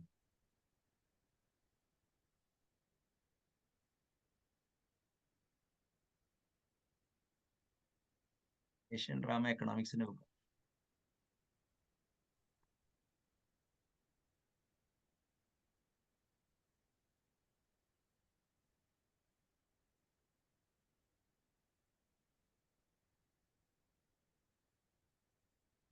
ത്രീ വോളിയം ബുക്കാ, 2 വോളിയം ബുക്ക്. ഒരു സ്വീഡനിലെ ഉപ്സാല യൂണിവേഴ്സിറ്റിയോ. അപ്പൊ ഞാൻ ഒരു പ്രാവശ്യം ബാംഗ്ലൂർക്ക് ബസ് കയറി കഴിഞ്ഞപ്പോ അന്ന് ടിക്കറ്റ് കിട്ടിയില്ല. അപ്പോ ഈ 1996 എൻഡിലാണ്, 97 തൊട്ട് മുമ്പ്. അപ്പൊ എന്റെ കൂടെ യാത്ര ചെയ്ത ആള് ഇയാളുടെ സ്റ്റുഡന്റ് ആയിരുന്നു, ഈ പ്രൊഫസർ ഗുണാർ മിർഡാലിന്റെ ഉപ്സാല യൂണിവേഴ്സിറ്റിയിലെ. അപ്പൊ ഇത് 2 വോളിയം ബുക്കാണ്. ഇത് ലൈബ്രറിയിൽ നിന്ന് മറിച്ചു നോക്കി എനിക്ക് വലിയ ഇതൊന്നും കിട്ടിയില്ല. പക്ഷെ എക്കണോമിക്സിലേക്ക് ഒരു ലൈഫ് ലോങ് ഇൻട്രസ്റ്റ് ഈ ബുക്സിൽ നിന്ന് വന്നേ. പിന്നെ കുറച്ചും കൂടി ഒരു ഫ്യൂച്ചറിസ്റ്റിക് തിങ്കിങ് വരാൻ കാരണം അപ്രോപ്രിയറ്റ്ലി ആൽവിൻ ടോഫ്ലറിന്റെ ഫ്യൂച്ചർ ഷോക്ക് എന്ന് പറഞ്ഞ ബുക്ക്. ഈ ഫ്യൂച്ചർ ഷോക്ക് എന്നുള്ളൊരു ബുക്ക്, ഈ ആൽവിൻ ടോഫ്ലർ 3 ബുക്ക് എഴുതിയിട്ടുണ്ട്. കുറെ ബുക്ക് എഴുതിയിട്ടുണ്ട്. അതില് ഫേമസ് ആയിട്ടുള്ള ബുക്ക് 1970 എഴുതിയ ഫ്യൂച്ചർ ഷോക്ക്, ഡോക്യുമെന്ററി ഒക്കെ ഉണ്ട് അതിന്റെ. അതായത് എങ്ങനെ ഫ്യൂച്ചർ വേൾഡ് ഫാൻ ഔട്ട് ചെയ്യും. അപ്പൊ പുള്ളിയൊക്കെ പറയുന്ന ആ ടൈപ്പ് ലൈഫൊക്കെ ഏകദേശം ഒരു 2005 ആയപ്പോഴേക്കും നമ്മളിവിടെ വന്നു തുടങ്ങി. 1970 ബുക്കാ. പിന്നെ പുള്ളിയുടെ രണ്ടാമത്തെ ബുക്ക് ഈ ഫ്യൂച്ചർ ഷോക്ക് കഴിഞ്ഞു കഴിഞ്ഞാല് ഈ പുള്ളിയുടെ രണ്ടാമത്തെ ബുക്കിന്റെ പേര് മറ്റേ തേർഡ് വേവ് എന്നാണ്. Third wave. ഈ സാറേ, അതായത് ഈ മറ്റേ യാരോ ടമാനയുടെ ബുക്ക് ഈ മാത്തമാറ്റിക്സ് പ്ലസ് എക്കണോമിക്സിലോട്ടുള്ള ഒരു വ്യൂ കിട്ടി. മറ്റേ ലാസ്റ്റ് പറഞ്ഞ ബുക്ക് ഏതായിരുന്നു? Asian almost everyone's guide to economics. Mathematical economics ഈ മാത്തമാറ്റിക്സ് അതിലോട്ട് ഫോളോ ചെയ്ത് ഈ ഒരു ഫസ്റ്റ് ബുക്കിന്റെ ഗുണം എന്ന് വെച്ചാൽ ക്യാപിറ്റലിസം എന്താണ്, കമ്മ്യൂണിസം എന്താണ്, സോഷ്യലിസം എന്താണെന്നുള്ളതിനെ കുറിച്ചൊക്കെ ക്ലാരിറ്റി കിട്ടിയത് ആ ബുക്കിൽ നിന്ന്. ഏത് almost everyone's guide to economics ചെയ്യുന്ന. അപ്പൊ അന്ന് ഇപ്പൊ ഈ മറ്റേ ഫിലോസഫിക്കൽ ബ്ലെൻഡ് ഉണ്ട് അതിനകത്ത്, ആ ബുക്കില് അല്ല? പിന്നെ തീർച്ചയായിട്ടും നിനക്ക് അതിലേക്ക് വരുന്നുണ്ട്. അപ്പൊ അതിനിടയ്ക്ക് ഒരു ഇത് വന്നു ഈ മാത്തമാറ്റിക്സ് തന്നെ. അപ്പൊ തേർഡ് വേവ് എന്നുള്ള ഒരു ബുക്ക്, ഇത് ഈ എന്താ പറയാ, ഇത് വരുന്നില്ല, ഇതാണ് തേർഡ്.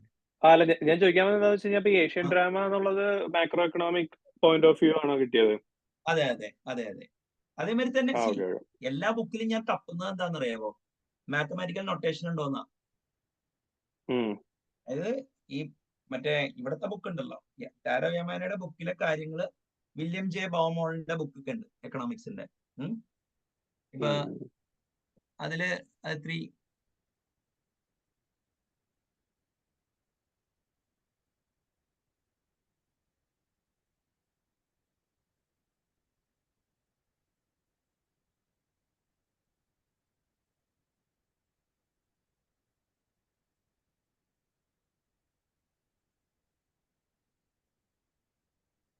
ഇതാണ് ബുക്ക്. അപ്പൊ ഇതൊന്നും ഫുള്ള് മനസ്സിലാവില്ല. എടുത്തു നോക്കും, സ്റ്റാറ്റിസ്റ്റിക്കൽ ക്വാളിറ്റി കൺട്രോളിന്റെ ബുക്ക് വായിക്കും, സൈബറിന് യു നെയിം ഇറ്റ്. എന്നുവെച്ചാല് ആലുവ ലൈബ്രറി അത്യാവശ്യം കുഴപ്പമില്ലാത്ത ലൈബ്രറിയാണ്. പക്ഷേ അപ്പൊ അത് almost everyone's guide to economics അന്ന് വായിച്ചിട്ട് ഞാൻ വായന ഇതുവരെയായിട്ട് നിർത്തിയിട്ടില്ല എന്നാണ് എന്റെ അധികം. ഇതുവരെ മനസ്സിലായിട്ടില്ല. അല്ല, ഞാൻ ലോകത്തെ ഏറ്റവും ബുദ്ധിമാനാവാൻ നോക്കിയ കഥയൊക്കെ ഉണ്ട്. അപ്പൊ ഇതാണ് ഈ ഇതന്നെ. അപ്പൊ നമുക്ക് തിരിച്ചു വരാം. മറ്റേ ആൽവിൻ ടോഫ്ലറിന്റെ തേർഡ് വേവ് 1980 ഇറങ്ങിയതും മനസ്സിലായില്ലേ? അത് കഴിഞ്ഞിട്ട് പവർ ഷിഫ്റ്റ് എന്ന് പറഞ്ഞൊരു ബുക്ക് ഇറങ്ങി 1990. പവർ ഷിഫ്റ്റ്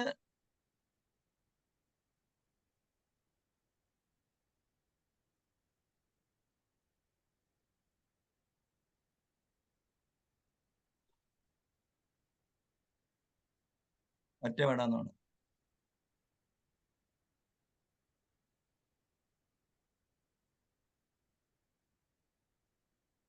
അപ്പൊ ഈ ഇങ്ങനൊരു റിമാർക്കബിൾ ആയിട്ട് അപ്പൊ ഇത് ഇറങ്ങുമ്പോ അദ്വാനിനെ രഥയാത്ര ബീഹാറിലെ സമസ്തിപൂറിൽ വെച്ച് അറസ്റ്റ് ചെയ്തു ഈ രഥയാത്ര നടത്തിയപ്പോ, ഈ അയോധ്യ മൂവ്മെന്റിന് വേണ്ടി. അപ്പോ അന്ന് പുള്ളിനെ അറസ്റ്റ് ചെയ്യുമ്പോൾ പുള്ളി വായിച്ചുകൊണ്ടിരുന്ന ബുക്കാണ് പവർ ഷിഫ്റ്റ്. അങ്ങനെയാണ് പവർ ഷിഫ്റ്റ് എന്ന ബുക്ക് ഇറങ്ങിയെന്ന് ഞാൻ അറിയുന്നു. എനിക്ക് അപ്പൊന്നും കിട്ടിയൊന്നുമില്ല. മറ്റേ 2 ലൈബ്രറിയിൽ നിന്ന് കിട്ടി. കാരണം ലൈബ്രറിയിൽ ഒന്നും വന്നിട്ടില്ല. ഒരു ബുക്കൊക്കെ എവിടെയെങ്കിലുമൊക്കെ കേട്ട് കഴിഞ്ഞാൽ അതൊക്കെ ലൈബ്രറിയിൽ ഇറങ്ങി 3 കൊല്ലം എടുത്ത് വന്നു. ഇപ്പോഴും എനിക്ക് power shift Aluva municipal library ഉണ്ടോ എന്ന് പോയി കാറ്റലോഗ് നോക്കാം. ഞാൻ ചിലപ്പോൾ അടുത്ത ആഴ്ച പോകണ്ട, അപ്പൊ ഞാൻ നോക്കാം. പക്ഷേ പിൽക്കാലത്ത് എനിക്ക് ആ ബുക്ക് കിട്ടി. മനസ്സിലായില്ലേ? അപ്പൊ ഈ പവർ ഷിഫ്റ്റിന്റെ കഥ എന്താന്ന് വെച്ചാല്, ആയത്തുള്ള ഖൊമേനി 1988 സൽമാൻ റുഷ്ദിക്കെതിരെ ഫത്വ പ്രകടിപ്പിച്ചത് ലോകത്തിലൊരു ചരിത്ര സംഭവമാണ്.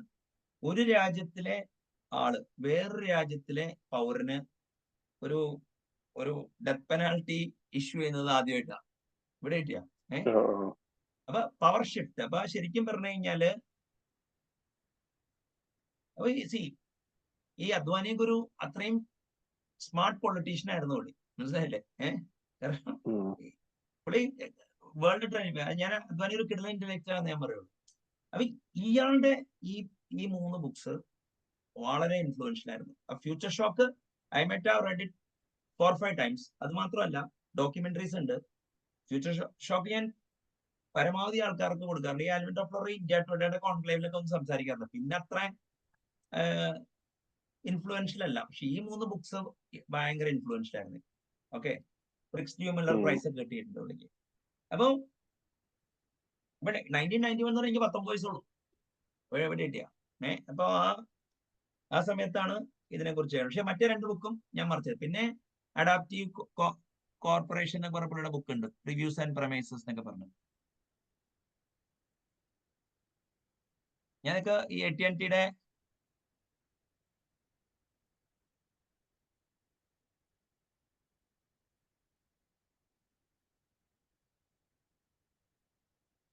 എന്താണ് AT&Tയുടെ ടേൺ അറൗണ്ടിനെ കുറിച്ചൊക്കെയാണ് പുള്ളി ഇത് ചെയ്തിരുന്നത്. റഫ്ലി ദ സെയിം ടൈമാണ് ഈ എന്താ പറയാ ദ ടാവ് ഓഫ് ഫിസിക്സ് എന്ന് പറഞ്ഞ ബുക്ക് എനിക്ക് കിട്ടുന്നു.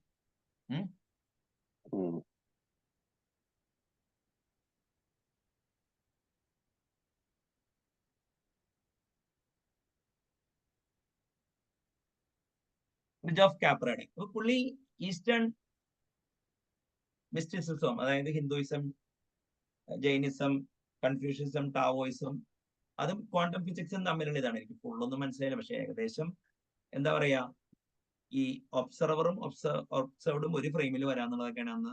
പക്ഷെ ഈ ബുക്ക് ഞാൻ കൗണ്ട്ലെസ് ടൈം ലൈബ്രറിയിൽ നിന്ന് എടുത്ത് ഞാൻ വായിച്ചിട്ടൊക്കെ ഉണ്ട്. അത് മാത്രമല്ല, ഫ്രിഡ്ജ് ഓഫ് കാപ്രയുടെ അൺകോമൺ വിസ്ഡം ഉണ്ട്. അൺകോമൺ വിസ്ഡത്തില് കുറെ ആൾക്കാർ ഇന്റർവ്യൂ ചെയ്തതിൽ ഒരാള് ഇന്ദിരാഗാന്ധിയാണ്. ഇത് പേപ്പർ ബാക്ക് അതിന് മുമ്പ് 1976 ഇറങ്ങിയ ബുക്കാണ്. അപ്പൊ ആലുവ മുനിസിപ്പൽ ലൈബ്രറിയിൽ ഉണ്ടായിരുന്നു. അപ്പൊ ഫ്രിഡ്ജ് ഓഫ് കാപ്രയുടെ ബുക്ക് ഈ വളരെ സ്വാധീനം ചെലുത്തി. ഓക്കെ, അപ്പൊ അതെന്റെ ഇന്ത്യൻനെസ്സിനെ ടച്ച് ചെയ്യുകയും ചെയ്യും. ഇപ്പൊ ഈ യുക്തിവാദികളൊക്കെ ഇയാളെ പറയുന്നത് കാപ്രയുടെ കോപ്രായെന്ന്. ഓക്കെ, അപ്പൊ ഇതാണ് ഇപ്പൊ ടാവ് ഓഫ് ഫിസിക്സ്.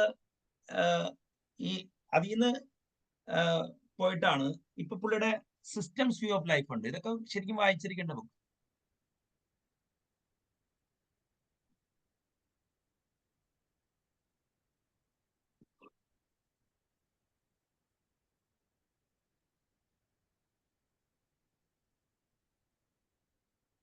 ഇതൊരു 2015 ഇറങ്ങിയ ബുക്കാണ്.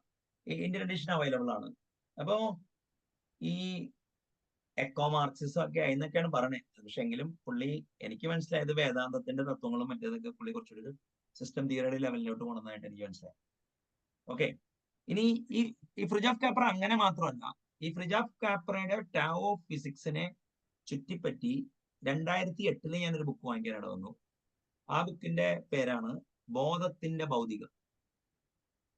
ഓക്കെ, അത് പി കേശവൻ നായർ എന്ന് പറഞ്ഞ എഴുതിയതാണ്. പുള്ളി പ്രപഞ്ച നൃത്തം, അതേമാതിരി തന്നെ പ്രപഞ്ചം, അങ്ങനെ കുറെ ഫിസിക്സിന്റെയും ഈ കാപ്രയുടെ ഒക്കെ വ്യൂ മലയാളത്തിലോട്ട് മൊഴിമാറ്റം നടത്തി. അത് എന്നെ ഭയങ്കരമായിട്ട് സ്വാധീനിച്ചിട്ടുണ്ട്. അപ്പോ ഈ ഫ്രിജ് ഓഫ് കാപ്ര ഒരു ഇതാണ്. അപ്പൊ അങ്ങനെ നിൽക്കുമ്പോഴാണ് ലൈബ്രറിയിൽ നിന്ന് ഞാനൊരു നിഫ്റ്റി ബുക്ക് എടുക്കുന്നത്. ആ ബുക്കിന്റെ പേര് principles of mathematics.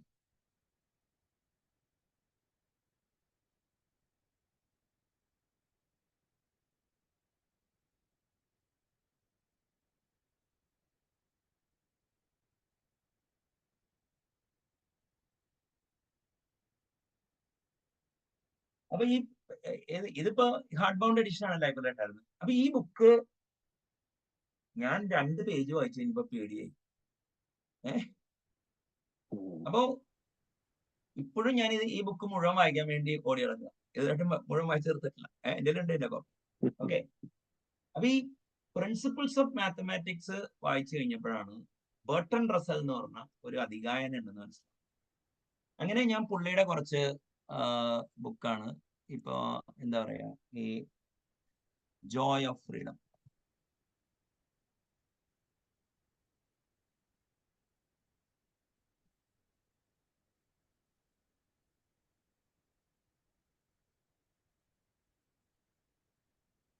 Road to freedom. ഇത് ഈ മറ്റേ ഇന്ത്യ ചൈന വാർ, പുള്ളി ഒരു പാസിഫിസ്റ്റ് ആയിരുന്നു. അപ്പൊ അതിനെ കുറിച്ചാണ് പുള്ളി പറയണത്. പിന്നെ why I am not a Christian.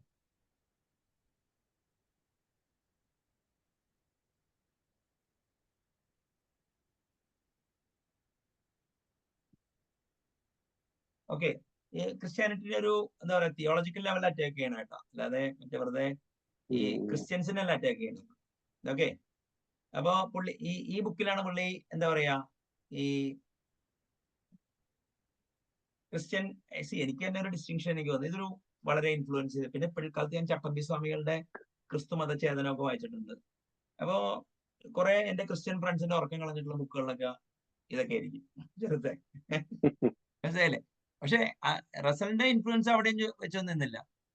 Analysis of mind Russell ഉണ്ട്, Bertrand Russell. Analysis of matter ഉണ്ട്. ഇതൊന്നും ഈ മൈൻഡ് പിന്നെ മനസ്സിലായി, മാറ്റർ ഒട്ടും മനസ്സിലായില്ല. ഫിസിക്സിൽ നല്ല നോളജ് വേണം. പക്ഷെ പുള്ളിയുടെ ഒരു ബുക്കാണ് എന്നെ ഞെട്ടിച്ചത്, ABC ഓഫ് റിലേറ്റിവിറ്റി. ഇന്നും റിലേറ്റിവിറ്റിയെ കുറിച്ച് ക്ലബ് ഹൗസിലൊക്കെ ചർച്ച വരുമ്പോ ഐ ഡോണ്ട് തിങ്ക് ദാറ്റ് ഈ ബുക്കിന്റെ അത്രയും ഇതായിട്ട് മനസ്സിലാകുന്ന ഒരുത്തം പോലും ഉണ്ടാവും. അത് മനസ്സിലായില്ലേ? ലോറൻസ് മൈക്കൽസൺ മോർലി എക്സ്പെരിമെന്റ് എന്താണ്, ലോറൻസ് ട്രാൻസ്ഫോർമേഷൻ എന്താണ്, പിന്നെ എന്തുകൊണ്ട് സാധനങ്ങൾ ഇതിന് പോയിക്കൂടാ, when you say things are relative to what, frame of reference എന്താണ്.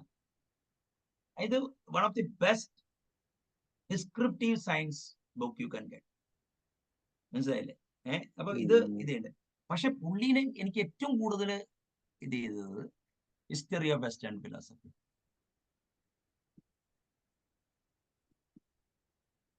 ഇതൊക്കെ 20 ആ ഏജിലെ വായിക്കണം കേട്ടോ. ഇത്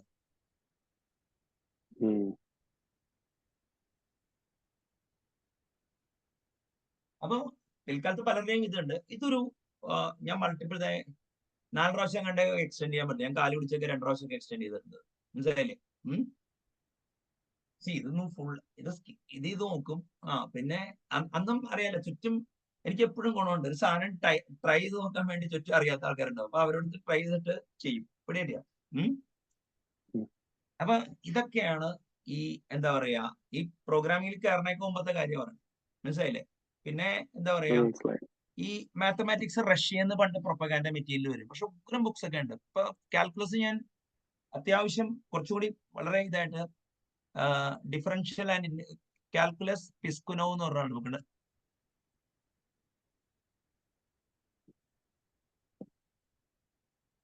വോളിയം 1 ഉണ്ട്, വോളിയം 2 ഉണ്ട്.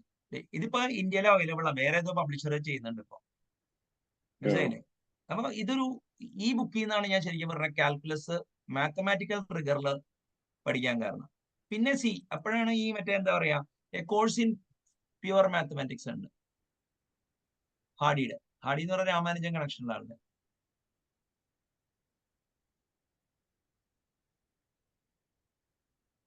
A course in pure mathematics ഉണ്ടല്ലേ, ഇതൊരു അടിപൊളി ബുക്കാ.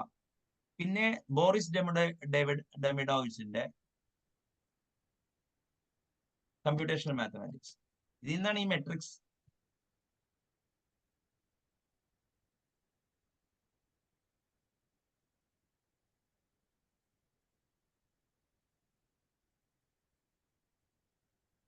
ബോറിസ് ഡെമിഡോവിച്ച് ആണ് എഴുതിയത്, അതെ, BP ഡെമിഡോ. പിന്നെ കുറെ റഷ്യ എന്നൊക്കെ അനാലിസിസിന്റെ ബുക്കൊക്കെ ഇറങ്ങും കേട്ടോ. പിന്നെ ഇൻട്രൊഡക്ഷൻ ടു ഹയർ മാത്തമാറ്റിക്സ്, ഇതാണ് ഞാൻ mathematics as a cultural asset, ഇതൊക്കെ പ്രോഗ്രാമിങ്ങിന് മുമ്പാ.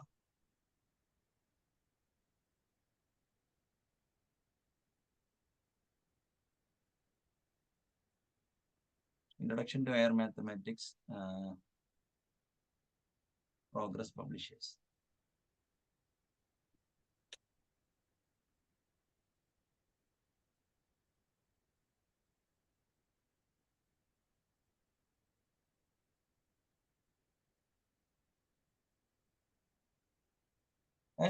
ഇതാണ് ഇപ്പോഴും ആ ബുക്ക് ഉണ്ട്. ആ ബുക്ക് ഞാൻ എന്ത് ചെയ്യുന്ന വെച്ചാൽ സഞ്ജയുടെ എന്റെ കോപ്പി പോയി, അത് ഞാൻ സഞ്ജയുടെ അടിച്ചു മാറ്റി വെച്ചിട്ടുണ്ട് ഇപ്പോൾ, മനസ്സിലായില്ലേ? അത് വളരെ അപ്പൊ ഇതാണ് മറ്റേ എന്താ പറയാ ഈ മാത്തമാറ്റിക്സിന്റെ കാര്യങ്ങള് കൂടുതൽ വരുന്നത്. പിന്നെ ഈ പൊളിറ്റിക്സ് ഒക്കെ ഇത് വായിക്കും. അപ്പൊ പ്ലാറ്റോന്റെ റിപ്പബ്ലിക്, അപ്പൊ ബൈ ദ ടൈം ഞാൻ പിന്നെ എൻസൈക്ലോപീഡിയ ബ്രിട്ടാനിക്ക, മൈക്രോപീഡിയ, മാക്രോപീഡിയ ഉണ്ട്. അപ്പൊ അത്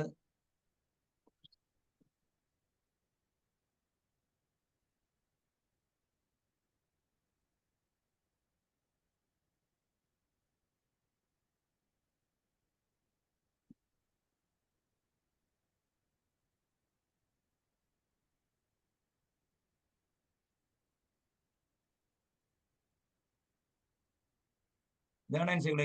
ഇങ്ങനെ 32 ബുക്ക് ഉണ്ടാവും ചേർത്തെ. അപ്പൊ ഇത് കവർ ടു കവർ വായിക്കുന്നതിന് വേണ്ടി. അപ്പൊ ഇത് ലൈബ്രറിയിൽ ഫൈനൈറ്റ് ടൈമേ ഉള്ളൂ. അതായത് കാലത്ത് 2 മണിക്കൂർ, വൈകുന്നേരം 4 മണിക്കൂർ. അപ്പൊ വേറെ പണിയൊന്നുമില്ല. അപ്പൊ കാലത്ത് പോവും, അവിടെ പോയി ഇരിക്കും. അപ്പൊ അവര് അടിച്ചു വരണ്ടാവുള്ളൂ ഞാൻ ചെല്ലുമ്പോ. ഞാൻ ഇത് മൈക്രോപീഡിയ എന്ന് പറയും, ഈ 12 ഞാൻ 1984-ലെയാണെന്ന് തോന്നുന്നു ഈ 12 ബുക്കും വായിച്ചിട്ടുണ്ട്. പല മാക്രോപീഡിയ ആർട്ടിക്കിളും വായിച്ചിട്ടുണ്ട്. അപ്പൊ ഞാൻ ഇതെല്ലാവരോടും പറയൂ കേട്ടോ. അപ്പോഴാണ് ഞാൻ ഒരാള് 32 വായിച്ചിട്ടുണ്ടെന്ന്. അയാളത് ജേക്കബ്, അതോടെ ഞാൻ ഞെട്ടിപ്പോയി. ഈ അയാളുടെ പേര് ജേക്കബ്സ് എന്നാണ്, നോയിറ്റാൾ എന്നാണ് ബുക്കിന്റെ പേര്.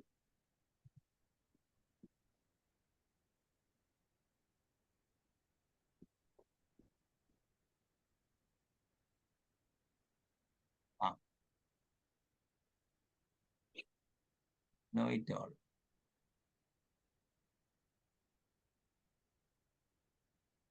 അല്ലാതെ അത് വാങ്ങിക്കാൻ കിട്ടും കേട്ടോ, അതെന്റെ കയ്യിൽ ഇപ്പൊ ഉണ്ട് അതിന്റെ കോപ്പി.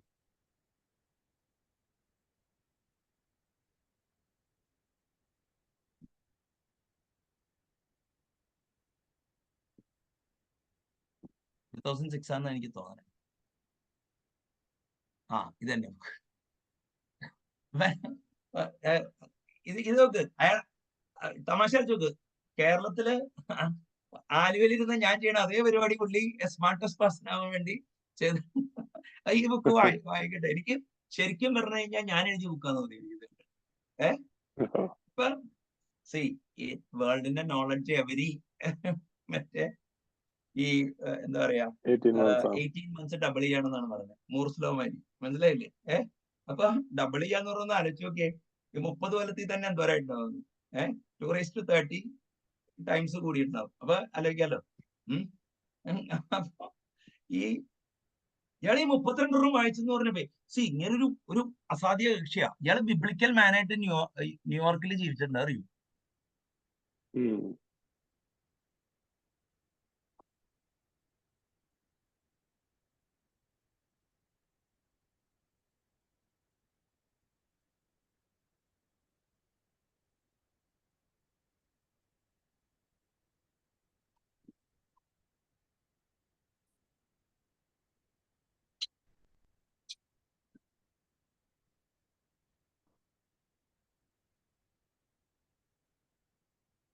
കണ്ട my year of living biblically.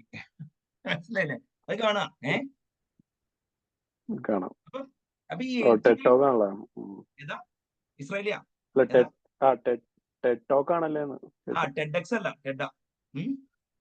അപ്പൊ പുള്ളി മറ്റേ അഡൾട്ടറി ചെയ്തവനെ കല്ലൊക്കെ എറിഞ്ഞു.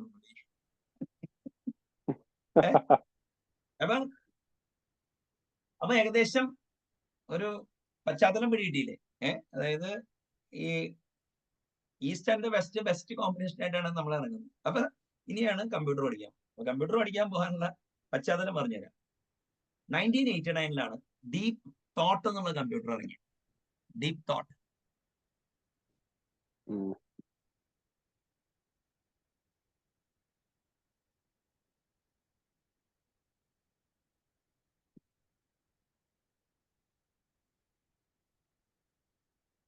അപ്പൊ ഇതിനെ കുറിച്ചൊക്കെ ഈ ഡീപ് തോട്ടിന്റെ ഈ ബുക്ക് ഇതൊക്കെ ഇറങ്ങുന്ന സമയത്തെ വേറൊരു കാര്യം കൂടി ഉണ്ട്. അതായത് ഒരു നോർബർട്ട് വെയ്നറിന്റെ human use of human beings എന്ന ബുക്ക് ഞാൻ വായിച്ചിട്ടുണ്ട്.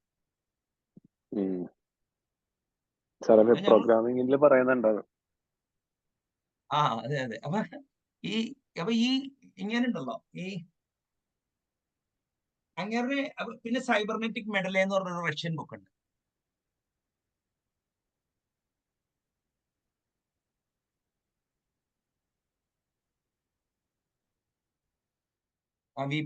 ഇതിന്റെ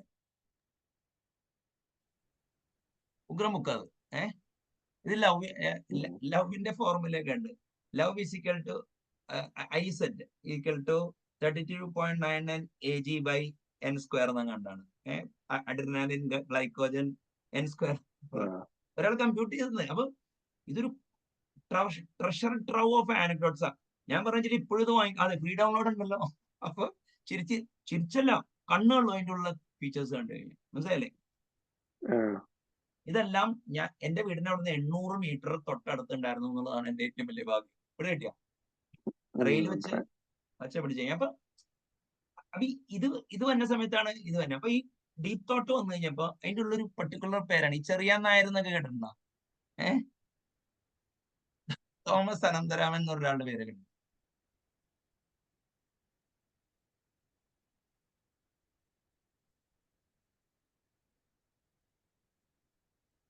ഡീപ് തോട്ട് അന്നൊന്നും ഇത്രയും അയാൾ വലിയ സ്കോളറൊക്കെയാണ്.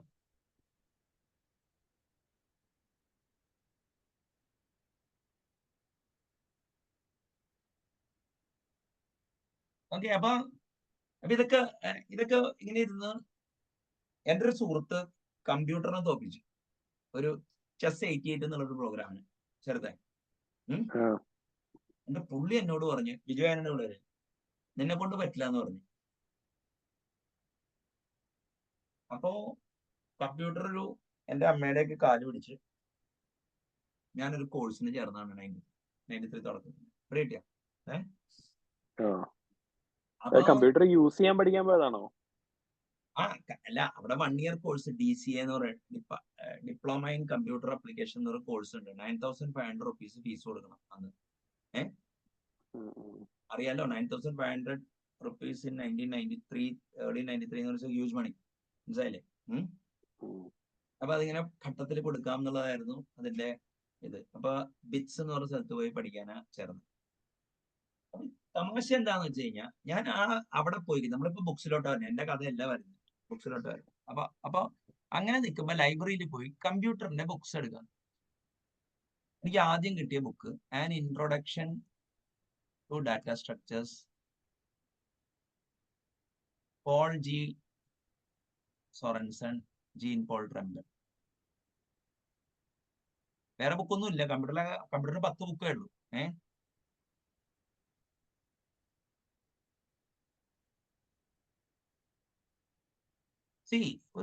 ഇതൊരു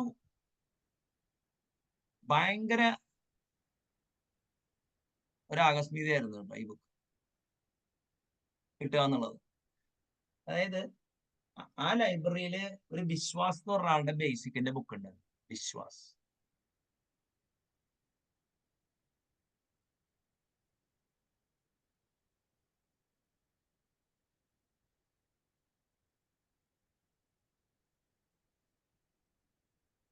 രാജാരാമന്റെ ബേസിക്കിന്റെ ബുക്ക്. പണ്ടൊരു ബുക്ക് ഞാൻ തന്നെ ഓർമ്മയുണ്ട ശരത്തിന്, മറ്റേ മാത്തമാറ്റിക്സിന്റെ കുറെ ഇതുള്ളത്. അപ്പോ ഇതിൽ നിന്നാണ് ഞാൻ ശരിക്കും പറഞ്ഞു കഴിഞ്ഞാൽ ഇത് ആദ്യം ഇത് മനസ്സിലായില്ല. അപ്പൊ ഇതിന്റെ പ്രോഗ്രാംസ് ഒക്കെ പാസ്കല്ല. അപ്പൊ ഞാൻ പഠിക്കാൻ പോണ കോഴ്സിൽ കൊബോള് മാത്രമേ ഉള്ളൂ. മനസ്സിലായില്ലേ? അപ്പൊ പിന്നെ അവിടെ ഒരു ഗുണം ഉണ്ടായിരുന്നു. നിങ്ങൾക്ക് ഈ കാലത്ത് പോയി കഴിഞ്ഞാല് ഒരാൾക്ക് ഒരു മെഷീൻ കിട്ടും. ഫ്രീ മെഷീനിൽ കയറി ആർക്കും ഇരിക്കായിരുന്നു ബിറ്റ്സിലെ.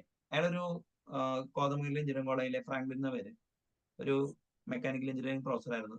US പോയി അത്യാവശ്യം പൈസ ഒക്കെ ഉണ്ടാക്കി നാട്ടിൽ സെറ്റിൽ ചെയ്യാൻ വന്ന ആളാണ്. ഇക്കാലത്ത് പുള്ളി വീണ്ടും കൺസൾട്ടന്റ് ഒക്കെ ആയിട്ട് പോയിട്ടുള്ളൂ, എന്താണെന്ന് അറിയില്ല. അപ്പൊ അയാളൊരു LICയുടെ ഒക്കെ ഡാറ്റ എൻട്രി വർക്ക് ഒക്കെ ഉണ്ടായിരുന്നു അവിടെ ചെറുതെ. അപ്പൊ കാലത്ത് നിങ്ങൾക്ക് 7 മണിക്ക് വന്നു കഴിഞ്ഞാൽ രാത്രി 9:30 വരെയൊക്കെ ഇത് ചെയ്യാൻ പറ്റും. അപ്പൊ അവിടെ കുറെ ഇത്തിരി എന്റർപ്രൈസിംഗ് ആയിട്ടുള്ള സാറന്മാരുണ്ടായിരുന്നു. അപ്പൊ ആ ഇൻസ്റ്റിറ്റ്യൂട്ടിൽ പോയി അപ്പൊ ഇതാണ് പഠിച്ചത്. അപ്പൊ ഇതിന്റെ ഉള്ളിൽ ഒരു റിവേഴ്സ് പോളിഷ് നൊട്ടേഷൻ കാൽക്കുലേറ്റർ ഉണ്ട്.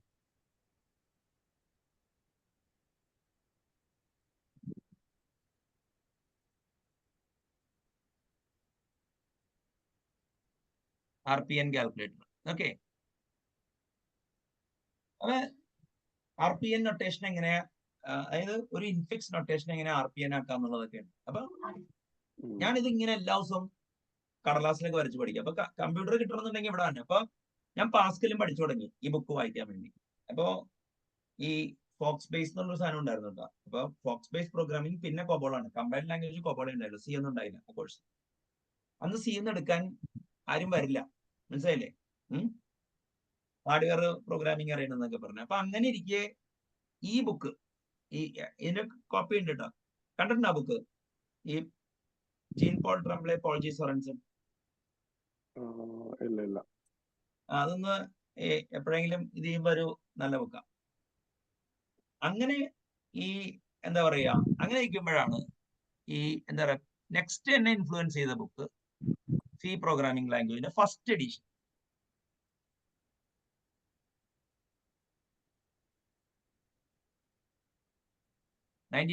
ഇറങ്ങി.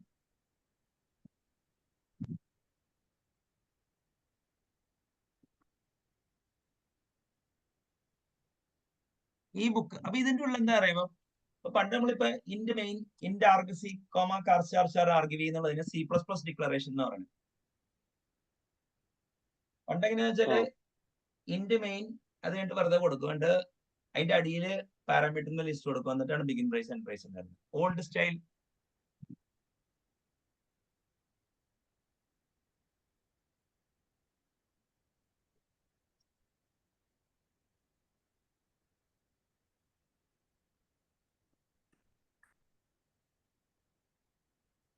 ഇത് കണ്ടോ, ഫസ്റ്റ് തന്നെ നമ്മള് പാരാമീറ്ററിന് ലിസ്റ്റ് കൊടുക്കും, ഫോർമൽ പാരാമീറ്ററിന്. എന്നിട്ട് അതിന്റെ ടൈപ്പ് അതിന്റെ അടിയില, എന്നിട്ടാ കൊടുത്തിരുന്നത്. ഇപ്പോഴും സപ്പോർട്ട് ചെയ്യും പല കമ്പൈലേഴ്സ്. മനസ്സിലായില്ലേ? ഇപ്പൊ ഇങ്ങനെ കൊടുക്കണം, കണ്ടില്ലേ? കാർ സ്റ്റാർ എന്ന് നമ്മള് കൊടുക്കുന്നു, പക്ഷെ അന്ന് ഓൾഡ് സ്റ്റൈൽ ഡിക്ലറേഷനാണ്. അപ്പോ ഈ ആൻസി സ്റ്റാൻഡേർഡ് ഉണ്ട് കേട്ടോ. അപ്പൊ പക്ഷെ ആ ലൈബ്രറിയില് മറ്റേ അവിടെ കൂടുതൽ കോപ്പീസ് ഉണ്ടായിരുന്നത് ഫസ്റ്റ് എഡിഷന്റെ ബുക്കായിരുന്നു. അപ്പൊ അത് വെച്ചിട്ട് കുറെ, പിന്നെ അതിന്റെ സെക്കൻഡ് എഡിഷൻ കിട്ടി. അപ്പൊ അതിലൊരു വേർഡ് കൗണ്ട് പ്രോഗ്രാം ഉണ്ട് ഡെന്നീസ്. അതൊരു ഭയങ്കര അതൊക്കെ ഒരു അൽഗോറിതമിക് ലീപ്പാണ്.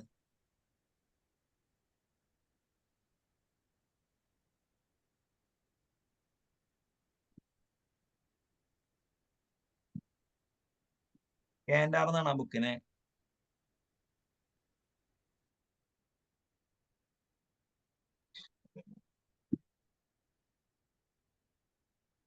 ഇതാണ് ഇതിന്റെ, ഇത് പക്ഷെ ഇന്റന്റഡ് അല്ല.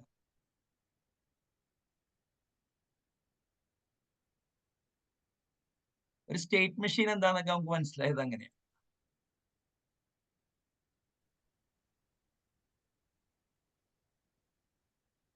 ഇത് അതിലത്തെ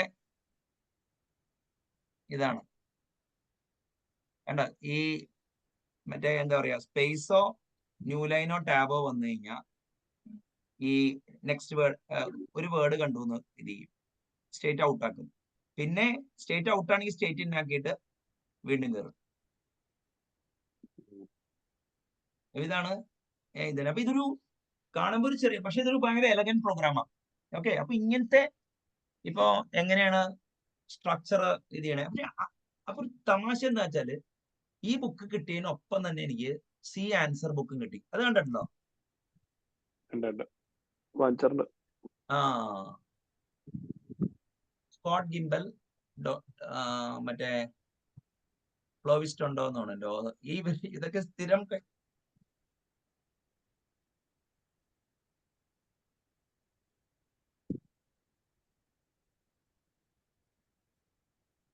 ഓക്കെ, അപ്പൊ ശരിക്കും പറഞ്ഞു കഴിഞ്ഞാല് ഈ ഡാറ്റ സ്ട്രക്ചറിന്റെ ആ ബുക്കിൽ നിന്ന് തുടങ്ങുകയും പിന്നെ ഈ ബുക്ക് കിട്ടി.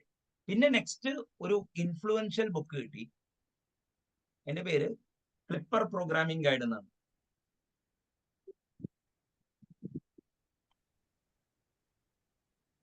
റിക് സ്പെൻസ്.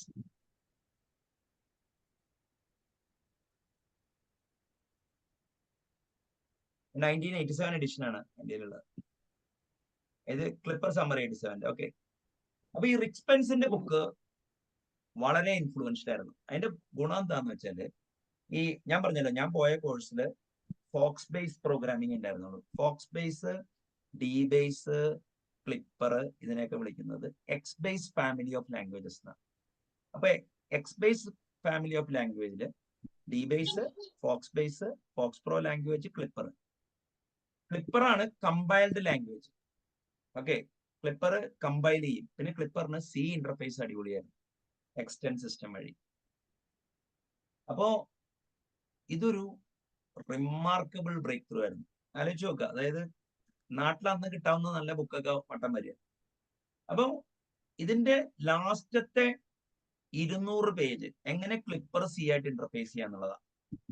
അപ്പൊ ക്ലിപ്പറിന്റെ ഇന്റേണൽ സ്റ്റാക്കിൽ നിന്ന് എങ്ങനെ സിയിലെ ഫംഗ്ഷനിലോട്ട് ഡാറ്റ ട്രാൻസ്ഫർ ചെയ്യാം, എങ്ങനെ റിട്ടേൺ വാല്യൂ ക്ലിപ്പറിന്റെ ഇന്റേണൽ സ്റ്റാക്കിലോട്ട് വിടാം, ഇങ്ങനത്തെ ഇതൊരു മിക്സഡ് ലാംഗ്വേജ് പ്രോഗ്രാമിങ്ങിലോട്ടുള്ള ഒരു ഇൻവിറ്റേഷൻ ആയിരുന്നു ഈ ബുക്ക്. പിന്നെ അത് മാത്രമല്ല, ലാസ്റ്റത്തെ ചാപ്റ്റർ എങ്ങനെ ക്ലിപ്പറിന്റെ ഫയൽ ഫോർമാറ്റ് ഡംപ് ചെയ്യാന്നുള്ളായിരുന്നു. അപ്പൊ അതിലെ എല്ലാ പ്രോഗ്രാമും ഞാൻ മെറ്റിക്കുലസ്ലി മറ്റേ മൈക്രോസോഫ്റ്റ് സി 5.1-ലും ടർബോ C++1-ലും കമ്പൈൽ ചെയ്യുമായിരുന്നു. അതായത് ഞാൻ കുറെ ശ്രമിച്ചിട്ടുണ്ട്. അപ്പൊ അതിന്റെ റിസർച്ചിന്റെ ഇത് നിൽക്കുമ്പോഴാണ് ഒരു ബുക്ക്, ഞാൻ എന്താ പറയാ, ജയകൃഷ്ണൻ എന്ന് പറഞ്ഞ പുള്ളിയുണ്ട്. പുള്ളി ഒരു അന്നത്തെ ഒരു വലിയ നമ്മുടെയൊക്കെ ഗുരുവാ. ജയകൃഷ്ണൻ നിന്ന് 2 ആഴ്ചത്തേക്ക് ഈ ഒരു ബുക്ക് വാങ്ങിക്കുന്നത്, data structures plus algorithm plus data structures. അപ്പോ ഈ ബുക്ക് തന്ന അഡ്വാൻറ്റേജ് എന്താന്ന് വെച്ച് കഴിഞ്ഞാൽ, ഫസ്റ്റ് തന്നെ സ്ട്രക്ചേർഡ് പ്രോഗ്രാമിംഗ് എന്താണ്, റിക്കർഷൻ എന്താണ്, അതേമാതിരി തന്നെ എൻ്റെ കമ്പൈലേഴ്സിലോട്ടുള്ള ആ റിവേഴ്സ് പോളിഷ് നൊട്ടേഷൻ കഴിഞ്ഞ് കമ്പൈലർ എഞ്ചിനീയറിംഗിലോട്ട് എനിക്ക് ശ്രദ്ധ തിരിക്കാൻ കാരണം ഇതിൽ PL0 എന്ന് പറയുന്ന ലാംഗ്വേജിന്റെ കമ്പൈലറിന്റെ സോഴ്സ് കോഡിന്റെ ലാസ്റ്റ്. അത് മാത്രമല്ല, പുള്ളി LL1 അൽഗോരിതം എന്താന്ന് കറക്റ്റ് ആയിട്ട് പറയുന്നുണ്ട്. ഫസ്റ്റ് സെറ്റ് എങ്ങനെ കമ്പ്യൂട്ട് ചെയ്യാം, ഫോളോ സെറ്റ് എങ്ങനെ കമ്പ്യൂട്ട് ചെയ്യാം. പിൽക്കാലത്ത് എനിക്ക് അതിനേക്കാൾ അഡ്വാൻസ് ബുക്ക് കിട്ടി കഴിഞ്ഞപ്പോൾ ഈ ഒരു ബുക്ക് ഒരു റിമാർക്കബിൾ ബുക്കാണ്. Even now it is a good buy, everybody should buy it. മനസ്സിലായില്ലേ? അപ്പൊ ഈ നിക്ലാസ് ബെർത്ത് ഒരു സാധാരണക്കാരനല്ല, പുള്ളി പാസ്കൽ ലാംഗ്വേജ് ഇൻവെന്റ് ചെയ്ത ആളാണ്. ഓക്കെ, പിന്നെ എന്താ പറയാ, ഈ പാസ്കൽ സിൻഡെക്സ് ഡയഗ്രാം എന്ന് പറയുന്ന സാധനം,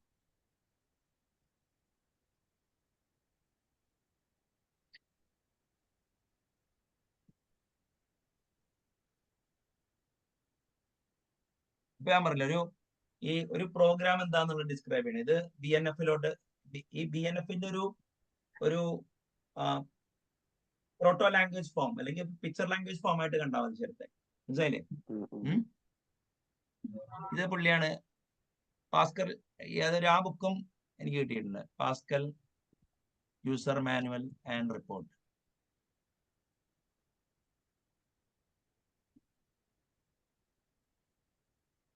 ഇതില് സെക്കൻഡ് എഡിഷനിലാണ് മറ്റേ നിക്ലാസ് ബർത്തും അവരും കൂടി എഴുതിയത്.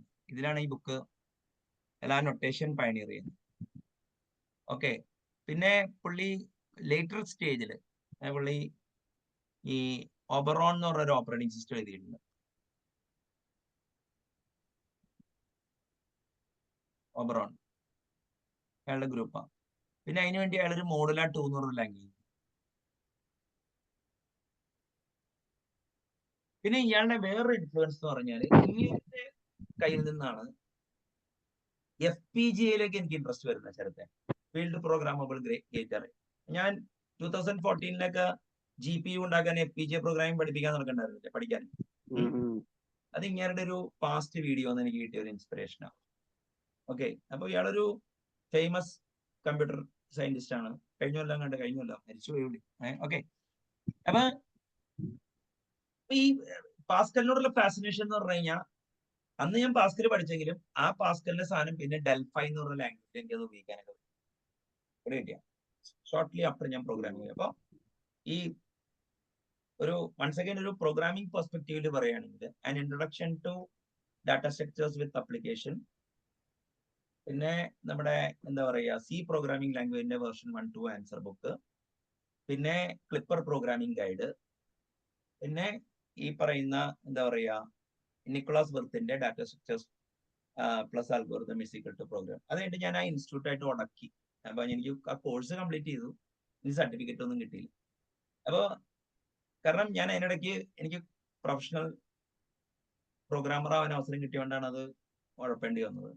അപ്പോ അങ്ങനെ നിൽക്കുകയാണ് ഞാൻ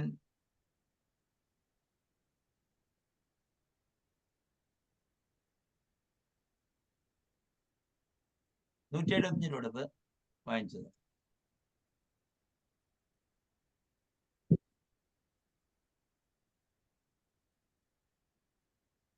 അലൻ ഹോളിബോൺ എന്നാണ് അയാളുടെ പേര്. അപ്പൊ ഇങ്ങനെ പിൽക്കാലത്ത് ജാവയുടെ ബുക്ക് ഒക്കെ എഴുതുന്നുണ്ട്. ഹോളിബോൺ പാറ്റേൺസ് ഒക്കെ ഇപ്പോഴും നല്ല ബുക്കാണ്. അപ്പൊ ഇങ്ങനെയാണ് കമ്പൈലർ ഡിസൈൻ ഇൻ C എന്ന് പറഞ്ഞ ഒരു, ഇപ്പൊ ഞാൻ പിൽക്കാലത്ത് എനിക്ക് മനസ്സിലായെന്ന് വെച്ചാല് 1990 എഴുതിയ ഞാൻ വാങ്ങിക്കുന്നത് അത് കഴിഞ്ഞിട്ടാണ്. അന്ന് ഇന്ത്യൻ എഡിഷൻ ഒക്കെ ഇറങ്ങുമ്പോൾ പ്രിന്റിസോൾ ഓഫ് ഇന്ത്യ പബ്ലിഷ് ചെയ്യണം.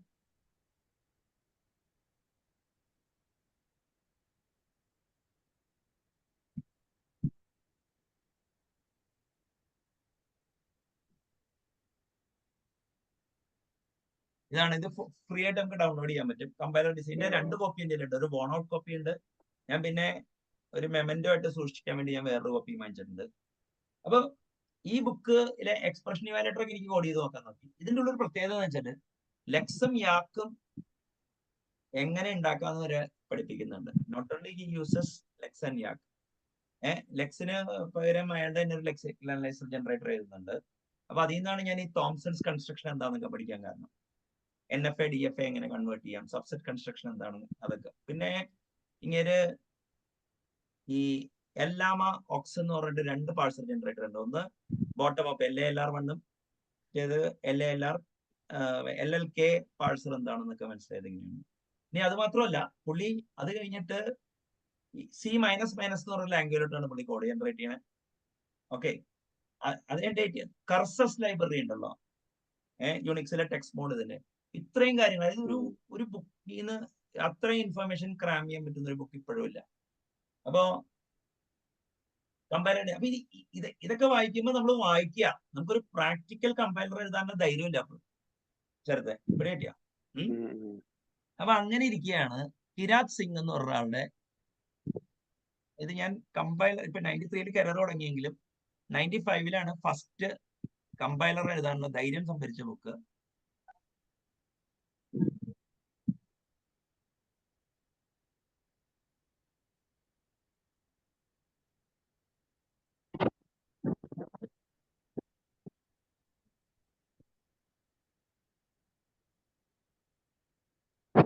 അതെ, ഞാൻ അതിനെ കുറിച്ച്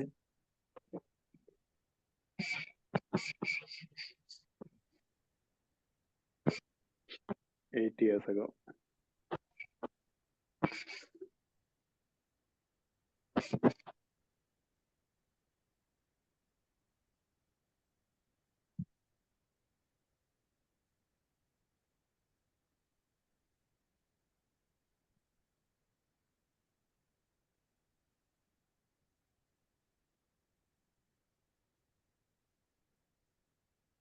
പ്രാക്ടിക്കൽ ഈ ബുക്കിന്റെ ഗുണം എന്താന്ന് വെച്ച് കഴിഞ്ഞാൽ ഇതിന്റെ ഉള്ളിൽ ഒരു പാസ്കൽ കമ്പൈലർ പുള്ളി സീൽ ചെയ്തേക്കണം. 15 വയസ്സുള്ളപ്പോൾ എഴുതിയ ശരത്ത് പുള്ളി. Oh. അപ്പൊ ഡൽഹിയിലെ 10ാം ക്ലാസ്സിലെ സ്റ്റുഡന്റ്. അപ്പൊ ഇത് ഭയങ്കര ഈഗോക്ക് ക്ഷതം പറ്റി. അത് മാത്രമല്ല ആ ബുക്ക് പുള്ളി ഹാൻഡ് ക്രാഫ്റ്റഡ് പാഴ്സർ എഴുതുന്നുണ്ട്, LALR1 പാഴ്സർ എഴുതുന്നുണ്ട്. മനസ്സിലായില്ലേ?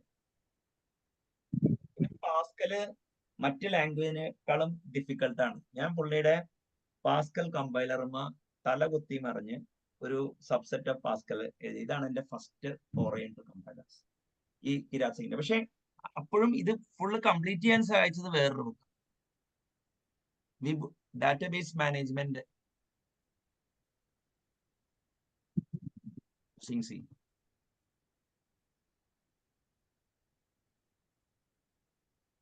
കിരാത് സിംഗ് വിപുൽലാൽ.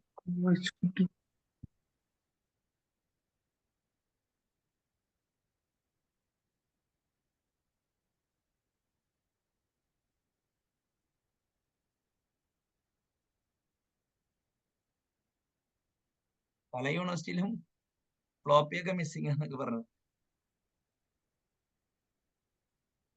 ഇയാളൊക്കെ മരിച്ചു ഉണ്ടാവും ഇപ്പൊ. വിപുൽലാൽ എന്നാണ് പുള്ളിയുടെ പേര്. ഇതിലൊക്കെ ഒരു കാര്യം ശ്രദ്ധിച്ചാ, ഈ ഒരു ഗുണം എനിക്ക് കിട്ടിയെന്ന് വെച്ച് കഴിഞ്ഞാല് ഫെയർ ഷെയർ ഓഫ് ഇന്ത്യൻ ഓതേഴ്സിന് എനിക്ക് കിട്ടുമായിരുന്നു സ്ഥലത്ത്. കേക്കണ്ടോ?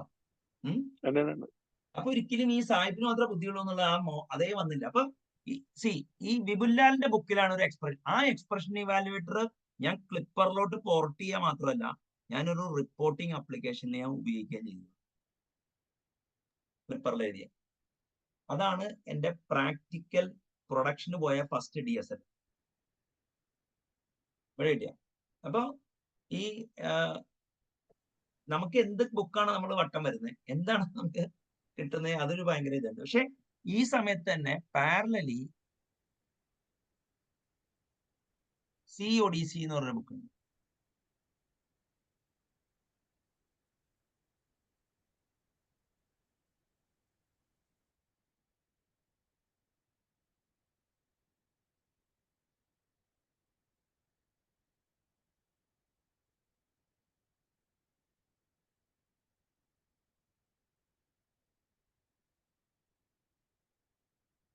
ഇത് 92 ഇറങ്ങിയെങ്കിൽ ഞാനൊരു 94 ടൈം ലൈനിൽ ഇതിന്റെ 7 എഡിഷൻസ് വാങ്ങിച്ചു തരുന്നത്.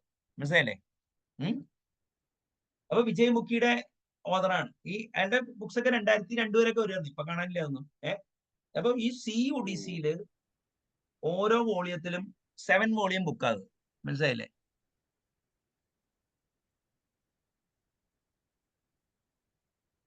ഇതിലാണ് ഗ്രാഫിക്സ് പ്രോഗ്രാമിംഗിലോട്ട് വരുന്നത് സാർ. ഇതിൽ നിന്നാണോ? അല്ല, അത് ഞാൻ അത് ഇതല്ല, അത് വേറത്.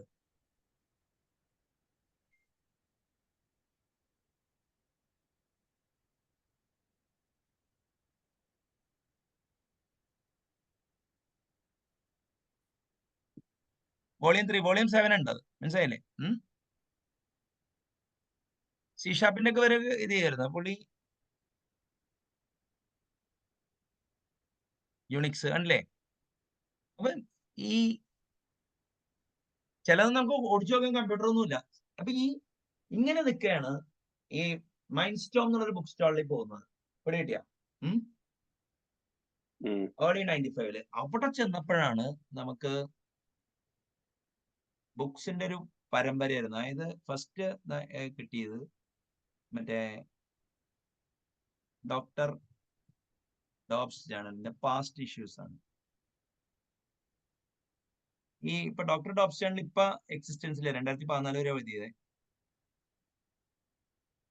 അപ്പൊ ഇതിന്റെ ഉള്ളിലത്തെ പരസ്യങ്ങള് ഈ ബുക്സ് ഒന്നും അന്നത്തെ ഇന്ത്യയിലെ ബെസ്റ്റ് പ്രോഗ്രാമേഴ്സിന് പോലും ആക്സസ് കിട്ടില്ല ശരത്തെ, മനസ്സിലായോ? അപ്പൊ ഞാൻ ഇതിന്റെ ഒരു ഗുണം എന്താ വെച്ചാൽ ബൈ 1998 ആയപ്പോ ഞാൻ 91 മുതലുള്ള എല്ലാ എഡിഷനും ഞാൻ വായിച്ചു. അപ്പൊ യു ക്യാൻ ഇമാജിൻ, ഇപ്പോഴും ഞാൻ പറഞ്ഞില്ലേ ഇതിന്റെ ഉള്ള ഈ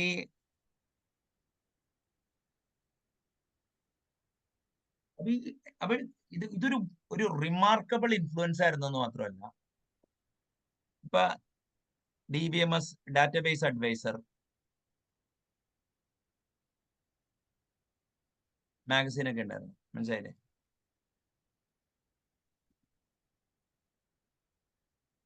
ഇവരുടെയൊക്കെ ഇതുണ്ടായിരുന്നു. പിന്നെ അതേമാതിരി തന്നെ C++, ഈ മൈൻഡ്സ്റ്റോൺ ബുക്സ് യൂസേഴ്സ് ജേണൽ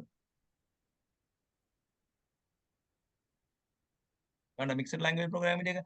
അപ്പൊ ഈ സമയത്തൊക്കെ ഞാൻ ഇങ്ങനെ എന്താ പറയാ, ചെറിയ ചെറിയ പ്രോജക്ട്സ് ഒക്കെ ചെയ്ത് നടക്കുക.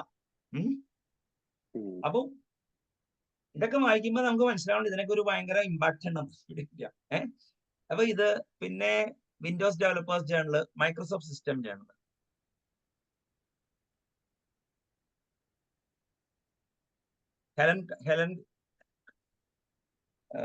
ഹെലൻ സംബടി ഉണ്ടായിരുന്നു. അവരുടെ ഈ ഗ്ലോബൽ മെമ്മറി മാപ്പ് ഫയലൊക്കെ ഉണ്ടായിരുന്നു.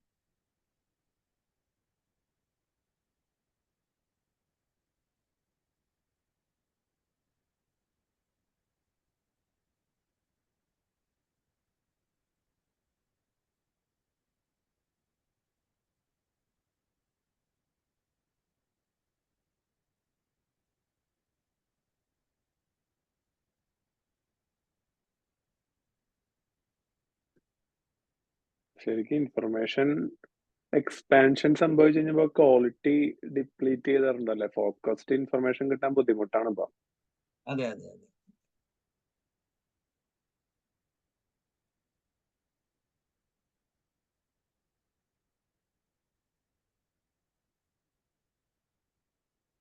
ഹെലൻ ക്ലസ്റ്റർ ആണെന്ന്.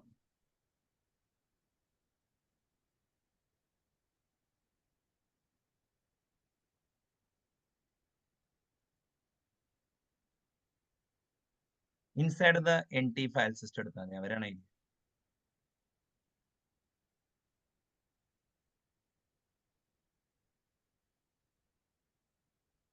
ഹെലൻ കസ്റ്റർ, അതന്നെ ഇത്.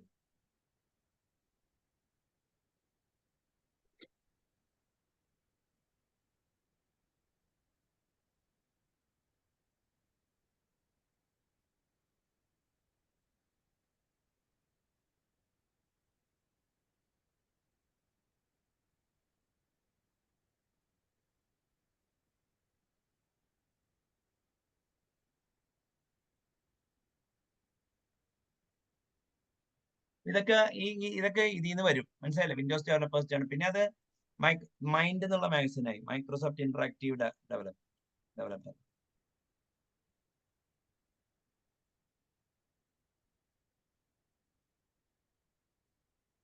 മൈൻഡ് എന്ന് പറഞ്ഞ മാഗസിനൊക്കെ ആയി മാറി. അപ്പൊ അതിലാണ് ഈ മൈക്കൽ അബ്രാഷിന്റെ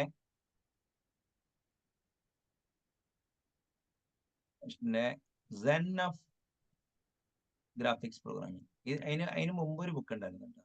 ആദ്യം അയാളുടെ ഈ പെർഫോമൻസ്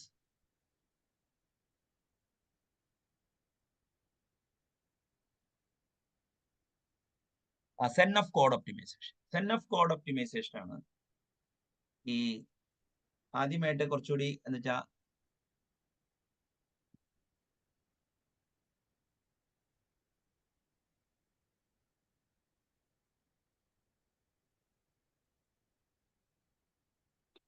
ഈ സെൻ ഓഫ് കോഡ് ഒപ്റ്റിമൈസേഷനിൽ നിന്നാണ് ഞാൻ ഈ മറ്റേ ബോയർ മൂർ അൽഗോറിതം ഇങ്ങനത്തെ കാര്യങ്ങളൊക്കെ പഠിച്ചത്.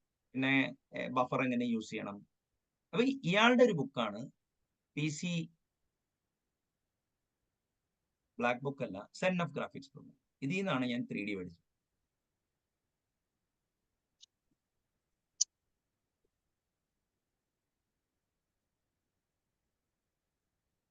ഇതാണ് ഗ്രാഫിക്സ് പ്രോഗ്രാമിങ്ങിലോട്ട്.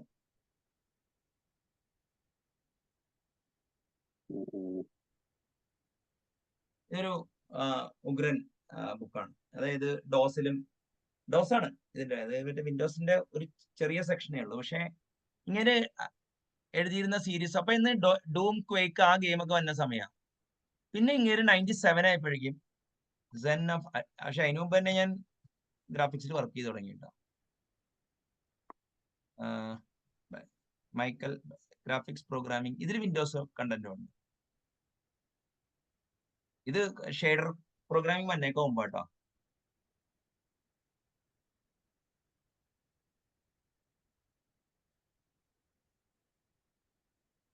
ഇതാണ് ഈ ബുക്ക്, കുറച്ചുകൂടി ലേറ്റ് ആയിട്ട് വന്ന. അപ്പൊ ഞാൻ ആൾറെഡി ഒരു പ്രോഗ്രാമറാണ്. പക്ഷെ അതിനു മുമ്പ് വേറെ മറ്റേ എന്താ പറയാ, വിൻജി എന്ന് പറയുന്ന API ഉണ്ടായിരുന്നു. കുറെ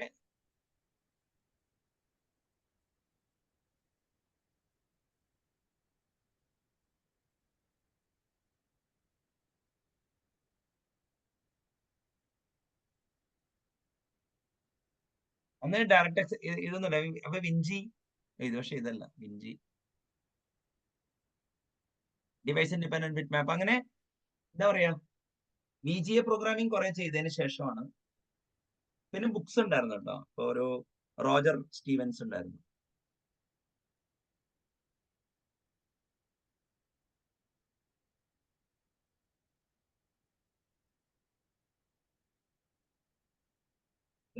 ഇതൊരു ഭയങ്കര ഇൻഫ്ലുവൻഷ്യൽ ബുക്കാണ്.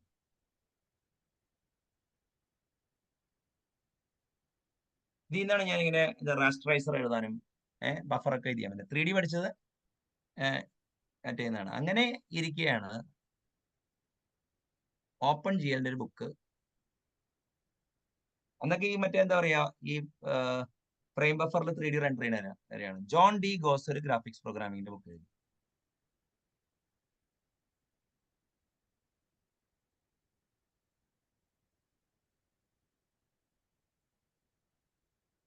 അത് മറ്റേ വിൻഡോയിങ് സ്റ്റാൻഡേർഡ്സ് വരുന്നതിന് മുന്നേ ഉള്ള കേസാണ് സാറ് പറഞ്ഞത്. അല്ല, വിൻഡോയിങ് സ്റ്റാൻഡേർഡ് അവിടെ ഉണ്ട്, പക്ഷെ ഇവിടെ അത്രയും പോപ്പുലർ അല്ല. അതെ, ഈ ബുക്കാണ് കട്ടിങ് എഡ്ജ് 97 ഇറങ്ങിയതാ. ഓക്കെ, അപ്പൊ ഞാൻ ഇത് 95, 96 ഗ്രാഫിക്സ് പഠിക്കണം. അപ്പൊ ഈ ബുക്ക് ഭയങ്കര ഇൻഫ്ലുവൻഷ്യൽ ആയിരുന്നു, മനസ്സിലായില്ലേ? ഇതിലൊരു ഗെയിം എഞ്ചിൻ എഴുതാന്നുള്ളത് എങ്ങനെ എഴുതാം, പിന്നെ DXF ഫയൽ ഫോർമാറ്റ് എങ്ങനെ പാഴ്സ് ചെയ്യാം, പിന്നെ ഒരു കീത്ത് റൂൾ എന്ന് പറഞ്ഞൊരു ഓതർ ഉണ്ടായിരുന്നു. അന്ന് ഇന്റർനെറ്റ് ഇല്ല. അപ്പൊ നമുക്ക് ഈ ബുക്ക് വരിക, പിന്നെ ലെക്സിയാക്ക് വാങ്ങിക്കാൻ വേണ്ടി വാങ്ങിച്ച ബുക്കാണ്, മനസ്സിലായില്ലേ?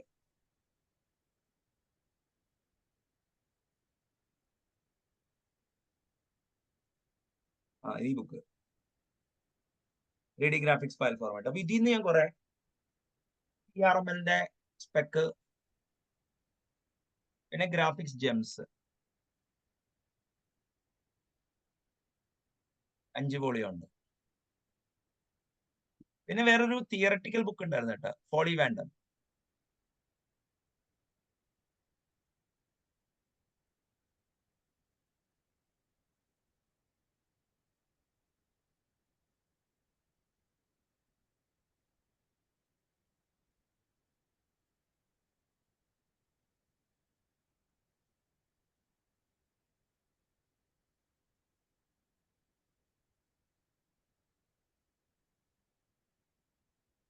ഒരു അക്കാഡമിക്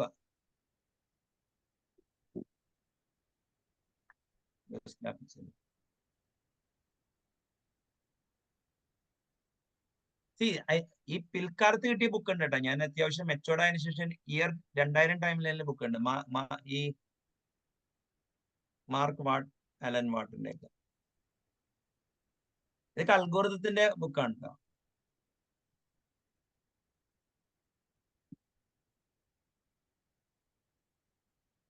ഇത് 94 എങ്ങോട്ട് ഇറങ്ങിയ ബുക്കാ. പക്ഷെ എനിക്ക് കിട്ടുന്നത് ഈ വളരെ വൈകിയ. പിന്നെ ഒരു എന്താ പറയാ, സീൻ ഗ്രാഫ് ലൈബ്രറികളെ കുറിച്ചൊക്കെ എഡ്വേർഡ് ഏഞ്ചലിന്റെ ബുക്ക് ഉണ്ട്.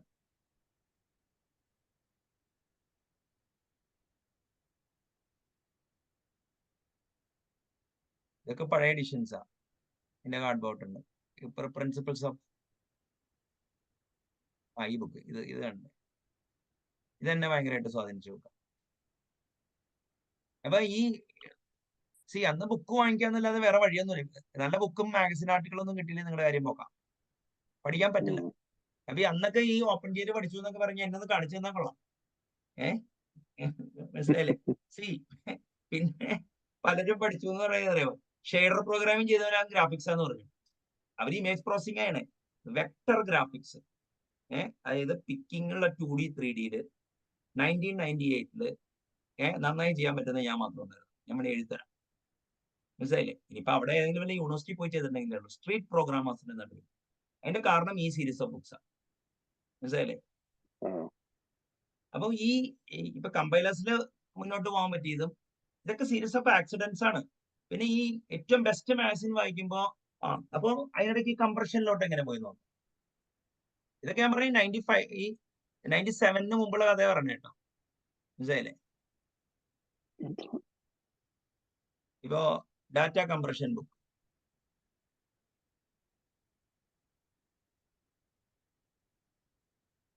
ഇത് ഫസ്റ്റ് എഡിഷനാ. എനിക്ക് കിട്ടണ 95 അത്. മനസ്സിലായില്ലേ? അപ്പൊ ഇതിലത്തെ അൽഗോരിതം ഞാൻ സീൽ എഴുതിയിട്ട് ക്ലിപ്പറായിട്ട് ഇന്റർഫേസ് ചെയ്തിട്ട് സെക്കൻഡ്സ് അക്കൗണ്ട് സൂക്ഷിക്കാൻ വേണ്ടി ആലുവ ചന്തയിൽ ഞാൻ സോഫ്റ്റ്വെയർ ഡെലിവറി ചെയ്തു. അപ്പൊ ഡാറ്റ കംപ്രഷൻ ബുക്ക് അത് ഇപ്പോഴും ഇതിന്റെ സെക്കൻഡ് എഡിഷൻ അവൈലബിൾ ആണ്. ഇപ്പോഴും നിങ്ങൾക്ക് LZW എന്താണ്, LZ77 എന്താണ്, ഡിസ്ക്രീറ്റ് കൊസൈൻ ട്രാൻസ്ഫോർമേഷൻ എന്താണ് ഡെവലപ്പില്ല. പിന്നെ ഈ അരിത്തമാറ്റിക് എൻകോഡിങ് എന്താണ്, കമ്പ്യൂട്ടറിന്റെ മറ്റേ ജിപ്പും PNG പൊളിറ്റിക്സ് എന്താണ്, ഇതിന്റെ സെക്കൻഡ് എഡിഷൻ. പിന്നെ ഇയാളുടെ കോഡിംഗ് സ്റ്റൈൽ അടിപൊളിയാണ് ഈ മാർക്ക് നെൽസന്റെ. ഈ മാർക്ക് നെൽസന്റെ ഈ ബുക്ക് മാത്രമല്ല, ഡാറ്റ കംപ്രഷൻ ബുക്ക് മാത്രമല്ല, C++ programmer's guide to standard template library.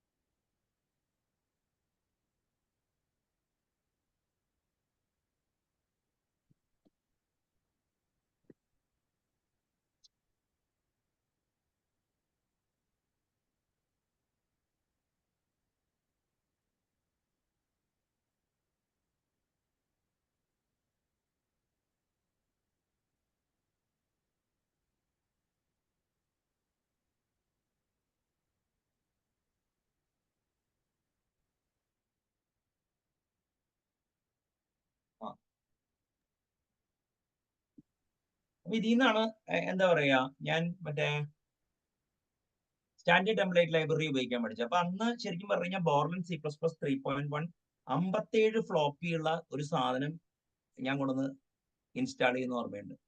ഇവിടെ കിട്ടിയ അന്ന് ആൻസി സ്റ്റാൻഡേർഡ് അല്ല ഇത്. പിന്നെ 95 ഇയാളുടെ ഈ ബുക്ക്, ഇതിപ്പോ അതിന് അടുത്ത വെർഷനാണ്, ഇതിന്റെ ഫസ്റ്റ് എഡിഷൻ. അപ്പൊ ഇതിൽ നിന്നാണ് ഞാൻ X modem, Y modem, Z modem. അപ്പൊ ശരിക്കും പറഞ്ഞു കഴിഞ്ഞാൽ serial communication, X modem, Y modem, Z modem protocol ആയിട്ട് ബന്ധം വരുന്നത് ഈ സീരീസ് ഓഫ് ബുക്സിന്. ഈ മലയാളത്തിൽ ഫോണ്ട് ഉണ്ടാക്കുക. അപ്പൊ ഇപ്പൊ TCP/IP പ്രോഗ്രാം ചെയ്തു എന്നൊക്കെ പറയുമ്പോൾ അതിന്റെ അടിയിൽ എന്താ നടക്കുന്നത്, സൈക്ലിക് റിഡൻഡൻസി ചെക്ക് എന്താണ്, എറർ കറക്റ്റിംഗ് കോഡ് എന്താണ്, എങ്ങനെയാണ് പാരിറ്റി ബിറ്റ് സെറ്റ് ചെയ്തിട്ട് മറ്റേ കാര്യങ്ങൾ ചെക്ക് ചെയ്യുന്നത്, ഈ UARTയുടെ ബഫർ എങ്ങനെ ഉപയോഗിക്കാം, പിന്നെ ഡിവൈസ് ലാച്ച് ആക്സസ് ബിറ്റ് എന്താണ്, CPU ഇന്ററപ്റ്റ് എങ്ങനെ മാസ്ക് ചെയ്യാം. അപ്പൊ അത് ഈ ബുക്കല്ല, ഇത് കുറച്ചുകൂടി ആ ലെവലിലുള്ള ബുക്കാണ്. കുറച്ചുകൂടി അതിന് നമുക്ക് PC magazine, serial communication.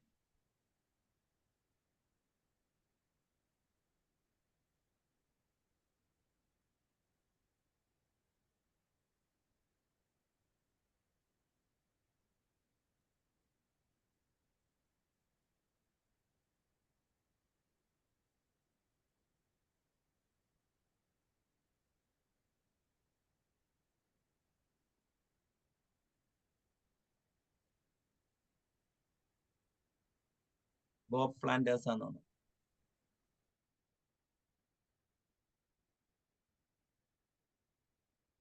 PC magazine, C++ communication units.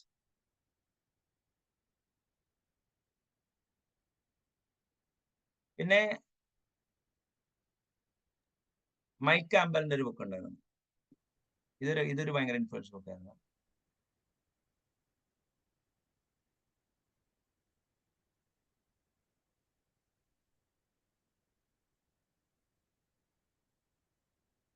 ജോ ക്യാമ്പൽ ആണ്.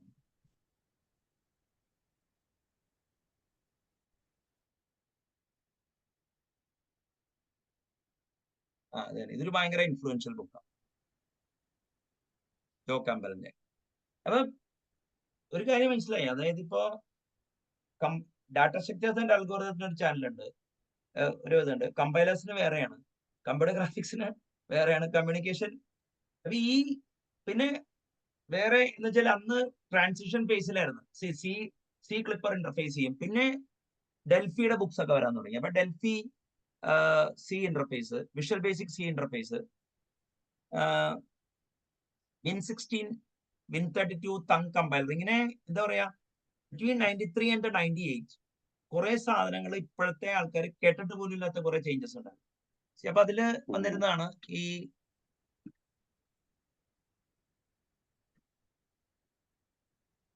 ഞാൻ 97 വരെയുള്ള കാര്യം പറയണം കേട്ടോ. അത് കഴിഞ്ഞിട്ട് ഞാൻ അതിന്റെ നമുക്ക് വേറൊരു ഇതില് കുറച്ചുകൂടി കണ്ടംപററി മേടിക്കാം. അപ്പൊ ഇതിന്റെ ഉള്ള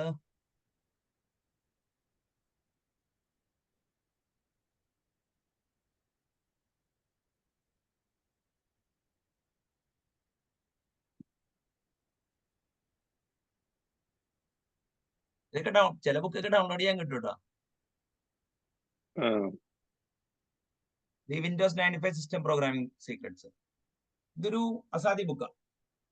അപ്പൊ ഈ ബുക്കിന്റെ ഒരു പ്രത്യേകത എന്തായിരുന്നു എന്ന് വെച്ച് കഴിഞ്ഞാല്, ഇതിന്നാണ് ഈ എന്താ പറയാ വിൻഡോസില് എങ്ങനെ നമുക്ക് ഈ ഫംഗ്ഷൻ കോൾസ് ഇന്റർസെപ്റ്റ് ചെയ്യാം, പിന്നെ ഡീബഗിങ് ഇൻഫർമേഷൻ എങ്ങനെ ഡംപ് ചെയ്യാം, API എങ്ങനെ സ്പൈ ചെയ്യാം, ഓൾ കൈൻഡ്സ് ഓഫ് തിങ്സ് ഉണ്ട് ഇതിന്റെ ഉള്ളിൽ. പിന്നെ ഇതിൽ നിന്നാണ് എനിക്ക് യൂസ് ദ സോഴ്സ് ലൂക്ക് എന്നുള്ള ഒരു ഐഡിയ കിട്ടിയത്. ഈ യൂസ് ദ സോഴ്സ് ലൂക്ക് പിന്നെ ഭയങ്കര ഒരു ഇതായിരുന്നു. അപ്പൊ ഇതൊരു ഭയങ്കര ഇൻഫ്ലുവൻഷ്യൽ ബുക്കാണ്. പിന്നെ ചാൾസ് പെറ്റ്സോൾഡിന്റെ പ്രോഗ്രാമിംഗ് വിൻഡോസ്, അതാണ് വിൻഡോസ് പ്രോഗ്രാമിംഗിന്റെ.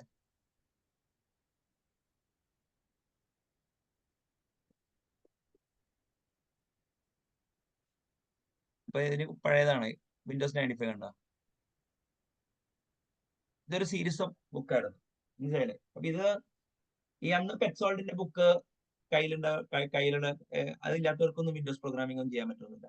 പക്ഷെ വേറെ ഈ റോബർട്ട് ലഫോർ എന്നൊക്കെ പറഞ്ഞ ആള് വിൻഡോസ് പ്രോഗ്രാമിംഗിന്റെ ബുക്ക് ഒക്കെ എഴുതിയിട്ടുണ്ട് കേട്ടോ. റോബർട്ട് ലഫോർ ഒരു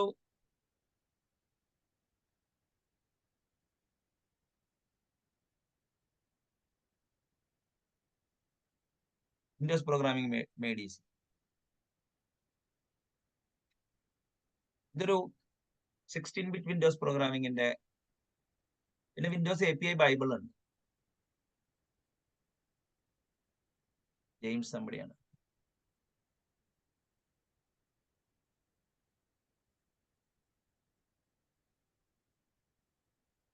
ജിം കോങ്കറിന്റെ കുറെ ബുക്സ്, വിൻഡോസ് പ്രോഗ്രാമിംഗിന്റെ ബുക്കും ഉണ്ട്. അപ്പൊ ഈ വിൻഡോസ് പ്രോഗ്രാമിംഗിനെ കുറിച്ച് പഠിക്കുന്നത് ഒരു ഇന്ത്യൻ ഒരു സിസ് റീഡർ എന്ന് പറഞ്ഞ മാഗസിൻ ഉണ്ടായിരുന്നു ചേർത്ത് 1994 എഴുതിയ a double click on, Madurai Kamaraj university 2 students എഴുതിയതാ, ചെന്നൈയിൽ നിന്ന് പബ്ലിഷ് ചെയ്തതാ.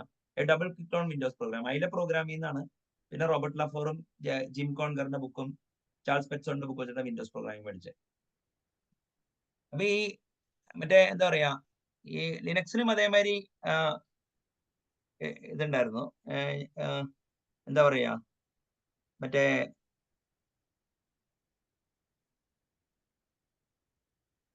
സ്റ്റീവൻസിന്റെ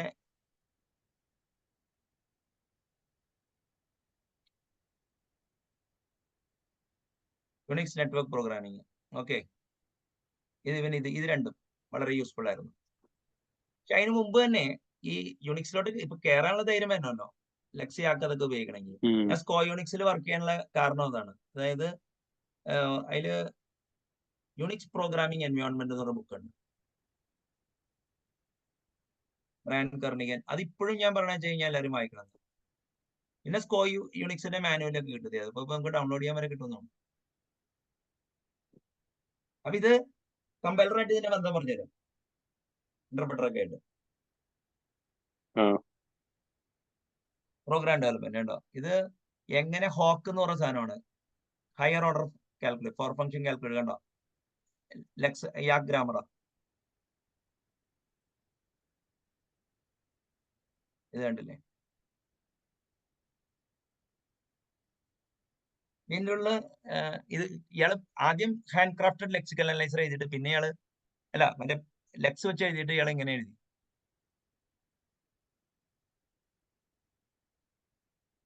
ഇതിൽ നിന്നാണ് വെർച്വൽ മെഷീൻ്റെ ഒക്കെ ശരിക്കും ഇന്റേണൽ ആ കിരാത് സിംഗിന്റെ ബുക്ക് ഇതൊക്കെ ഭയങ്കരമായിട്ട്. ഇത് പക്ഷെ ഇപ്പോഴും നല്ല ഒരു ഇൻട്രസ്റ്റിംഗ് ഇതാണ്. നമുക്ക് ഹാൻഡ്ലറിലൊക്കെ ഒന്ന് പോർട്ട് ചെയ്ത് നോക്കാം ചേർത്തെ. ഓക്കെ, സിമ്പിൾ ടേബിൾ എങ്ങനെ ഉണ്ടാക്കാം.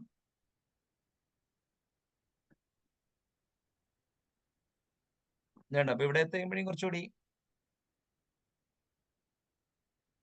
ഇതൊരു വളരെ ഇതായിരുന്നു. പിന്നെ മോറിസ് ബാക്കിന്റെ ഡിസൈൻ ഓഫ് ദി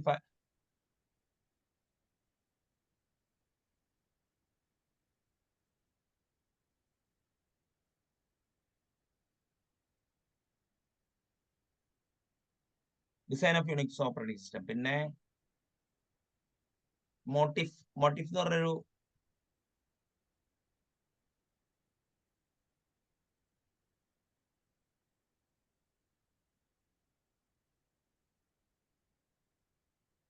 യുണിക്സ് വേറെ ഇതിലുണ്ട്. മോട്ടിഫ് സെർവർ,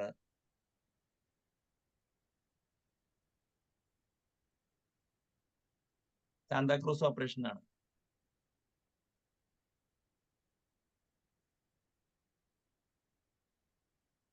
അപ്പൊ ഇങ്ങനത്തെ കുറെ ഇതൊക്കെയാണ് നമ്മളെ ഹെൽപ്പ് ചെയ്തത്. എക്സ് വിൻഡോസ് പ്രോഗ്രാമിങ്ങിന്റെ കുറെ നല്ല ബുക്സ് ഉണ്ട്. അതിന്റെ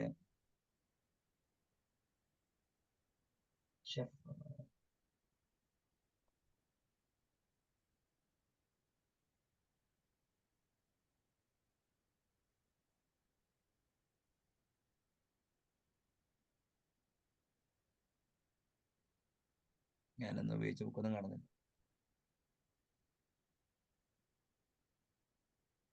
എക്സ്ലിപ്പ് ഇതുണ്ടായിരുന്നു ഇവിടെ ഒരു ബുക്ക് കാണിച്ചു. ഇതന്നെ എക്സ്ലിപ്പ് പ്രോഗ്രാമേഴ്സ് മാനുവൽ. അത് എക്സ്ലിപ്പിന്റെ ഒരു ബുക്ക് ഉണ്ട്.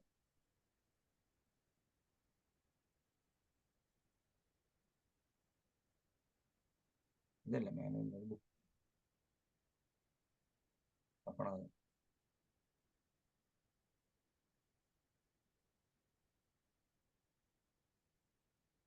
എന്റെയൊക്കെ ചെറുപ്പത്തില് ഈ ബാംഗ്ലൂരിൽ നിന്ന് പറഞ്ഞ മറ്റേ ഡെക്കൻ ഹെറാൾഡിലൊക്കെ പരസ്യം വരുമായിരുന്നു, എക്സ് വിൻഡോസ് പ്രോഗ്രാമിംഗ് ഒക്കെ അറിയാവുന്നത്.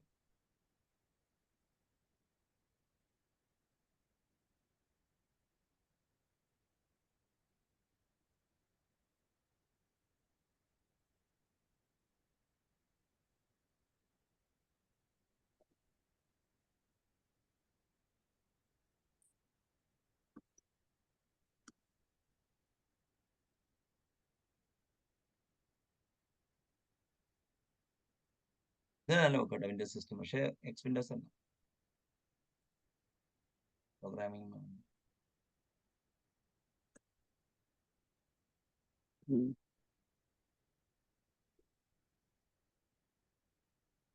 ഓക്കെ, അപ്പൊ ഈ ലിനക്സ് അങ്ങനെയാണ്, എന്താ പറയാ, എക്സ് വിൻഡോസിലൊക്കെ പ്രോഗ്രാം ചെയ്യാൻ ഇടവന്നത് യുണിക്സിൽ ആ പോയിന്റ് ഓഫ് വ്യൂലാണ്. ഈ മോട്ടിഫ് വെച്ചിട്ടാണ് ഇത്. പിന്നെ ലെസ്റ്റിഫ് എന്ന് പറഞ്ഞൊരു ഇപ്പോഴും ഉണ്ടോ എന്ന് അറിഞ്ഞോളൂ കേട്ടോ, പിൽക്കാലത്തൊരു ടൂൾ കിറ്റാ.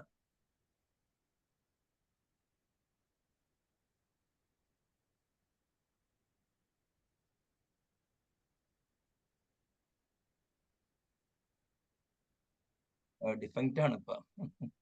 പണ്ട് ഇതിന്റെയൊക്കെ പറയാം ഒക്കെ ആർട്ടിക്കിൾ എഴുതി പറയും, മനസ്സിലായില്ലേ.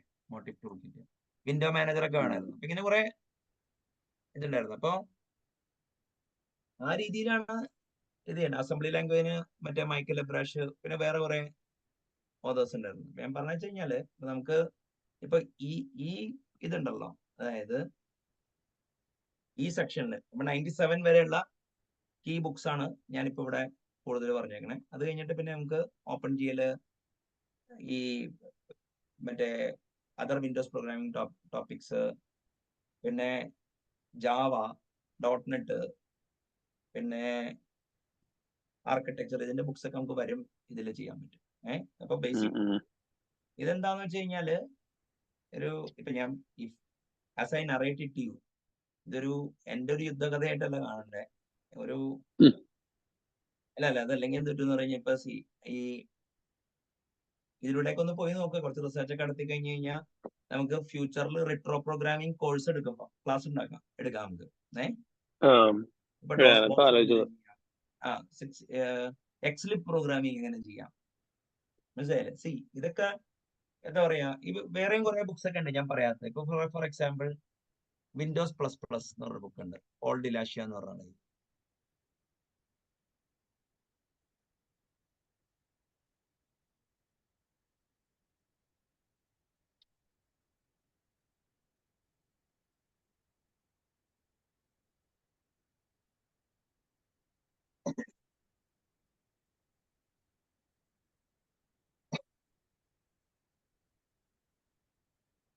കാണാനല്ലോ.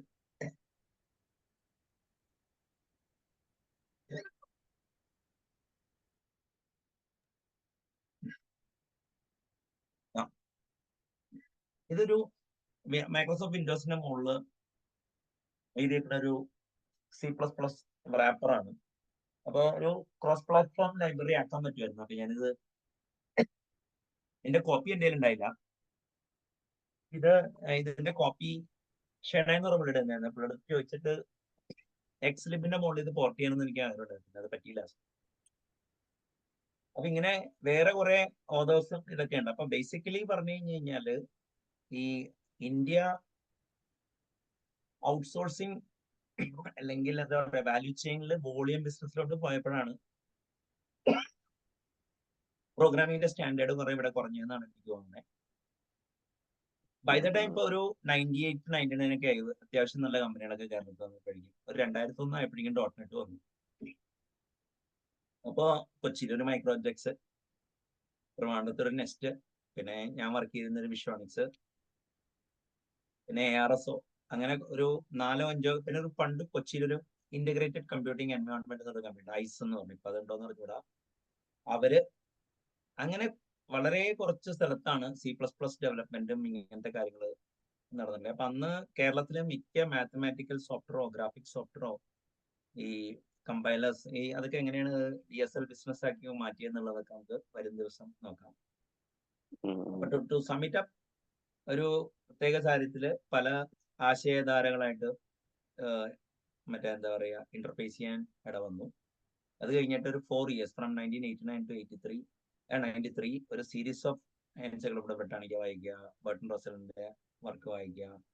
ഞാൻ മറ്റേ ഗോഡൽസ് ഇൻകംപ്ലീറ്റ്നെസ് തിയറം ആ സമയത്ത് പഠിച്ചതും, ഹിൽബർട്ട്സ് 23 പ്രോബ്ലത്തെ കുറിച്ച് വായിച്ചതും കുറെ കാര്യങ്ങളൊക്കെ ഞാൻ ഇതിൽ മിസ്സായിട്ടുണ്ട്. അപ്പോൾ I had A reasonably good background before I entered in computers. But that had A remarkable impact in my career between 93 to 2000. അത് കഴിഞ്ഞിട്ട് ഈ മറ്റേ എന്റർപ്രൈസ് കമ്പ്യൂട്ടിങ്ങിന്റെ ഒക്കെ പ്രൊജക്ട്സ് വന്നു തുടങ്ങിയപ്പോൾ ഒരു ടെക്നോളജി ലെവലിലുള്ള വർക്കുകൾ ഇവിടെ വരാനായി. അപ്പൊ എന്താ പ്രശ്നം എന്ന് വെച്ച് കഴിഞ്ഞാൽ still I could actually hold on because ഇതിന്റെയൊക്കെ ഒരു ബാക്ക്ഗ്രൗണ്ട് ഉള്ളത് കൊണ്ടാണ്. അതായത് ഗ്രാഫിക്സ് പ്രോഗ്രാമിംഗ്, കമ്പൈലേഴ്സ്, പിന്നെ എന്താ പറയാ സീരിയൽ കമ്മ്യൂണിക്കേഷൻ. അപ്പൊ സീരിയൽ കമ്മ്യൂണിക്കേഷന്റെ പ്രോട്ടോകോൾ ലോവസ്റ്റ് ലെവലിൽ വർക്ക് ചെയ്തിട്ടുണ്ടെങ്കിൽ അത് സോക്കറ്റ് നോളജ് ആക്കാനൊന്നും അധിക സമയമൊന്നും വേണ്ട. പിന്നെ if you have worked with tool like Clipper and then അവരുടെ റീപ്ലേസബിൾ ഡാറ്റാബേസ് ഡ്രൈവേഴ്സിനെ കുറിച്ച് അറിയാമെങ്കിൽ ODBC പഠിക്കാനൊക്കെ വലിയ ഇതില്ല. You know things like eval, code block in Clipper, അത് functional programming language, link language ആക്കാനൊന്നും വലിയതില്ല. അപ്പൊ in a way this thing was focused between 93 and 97, okay, which helped me to have a good career. ഒരു trail ഉണ്ടാക്കാൻ സാധിച്ചത്. ഈ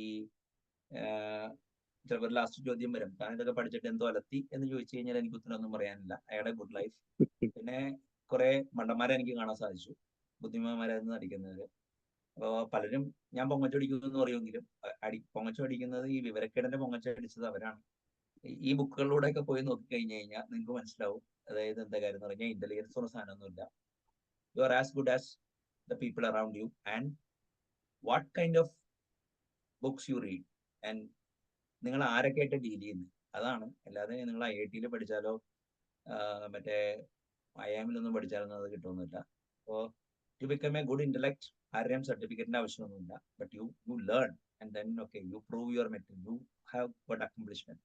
അപ്പോൾ ആ ഒരു പോയിന്റ് ഓഫ് വ്യൂല് ഏതെങ്കിലും ഒരു യങ്സ്റ്ററിന് ഈ ട്രെയില് ഡെഫിനറ്റ്ലി ഹെൽപ്പ് ആവുമെന്നാണ് ഞാൻ വിചാരിക്കുന്നത്. And then okay you can always call me if you want to know more about okay these kind of thing, ഒരു ബുക്കിന്റെ സ്പെസിഫിക്സോ അങ്ങനെയാണെങ്കിൽ ഡെഫിനറ്റ്ലി അത് യൂസ്ഫുൾ ആയിരിക്കും. 30 years ഓഫ് ലെഗസി ഉണ്ട് ഈ ഒരു എന്താ പറയാ 30 കൊല്ലം എന്ന് വെച്ചാൽ ഒരു കൊല്ലത്തെ ഓണം 30 പ്രാവശ്യം ഞാനുണ്ട്. ഞാൻ 30 കൊല്ലവും അറ്റ്ലീസ്റ്റ് ഒരു 25 ഓണമെങ്കിലും ഞാൻ ഡിഫറെന്റ് ആയിട്ട് ഇത് ചെയ്തിട്ടുണ്ട്. അപ്പോൾ don't think that these are all anecdotes. I've tried to be objective and honest as far as my intellectual path is concerned.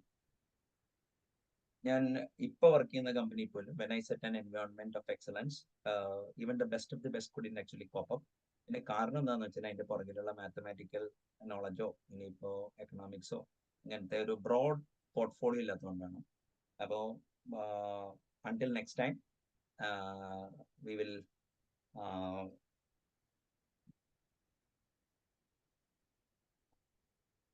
go back. Okay, share the recording stop.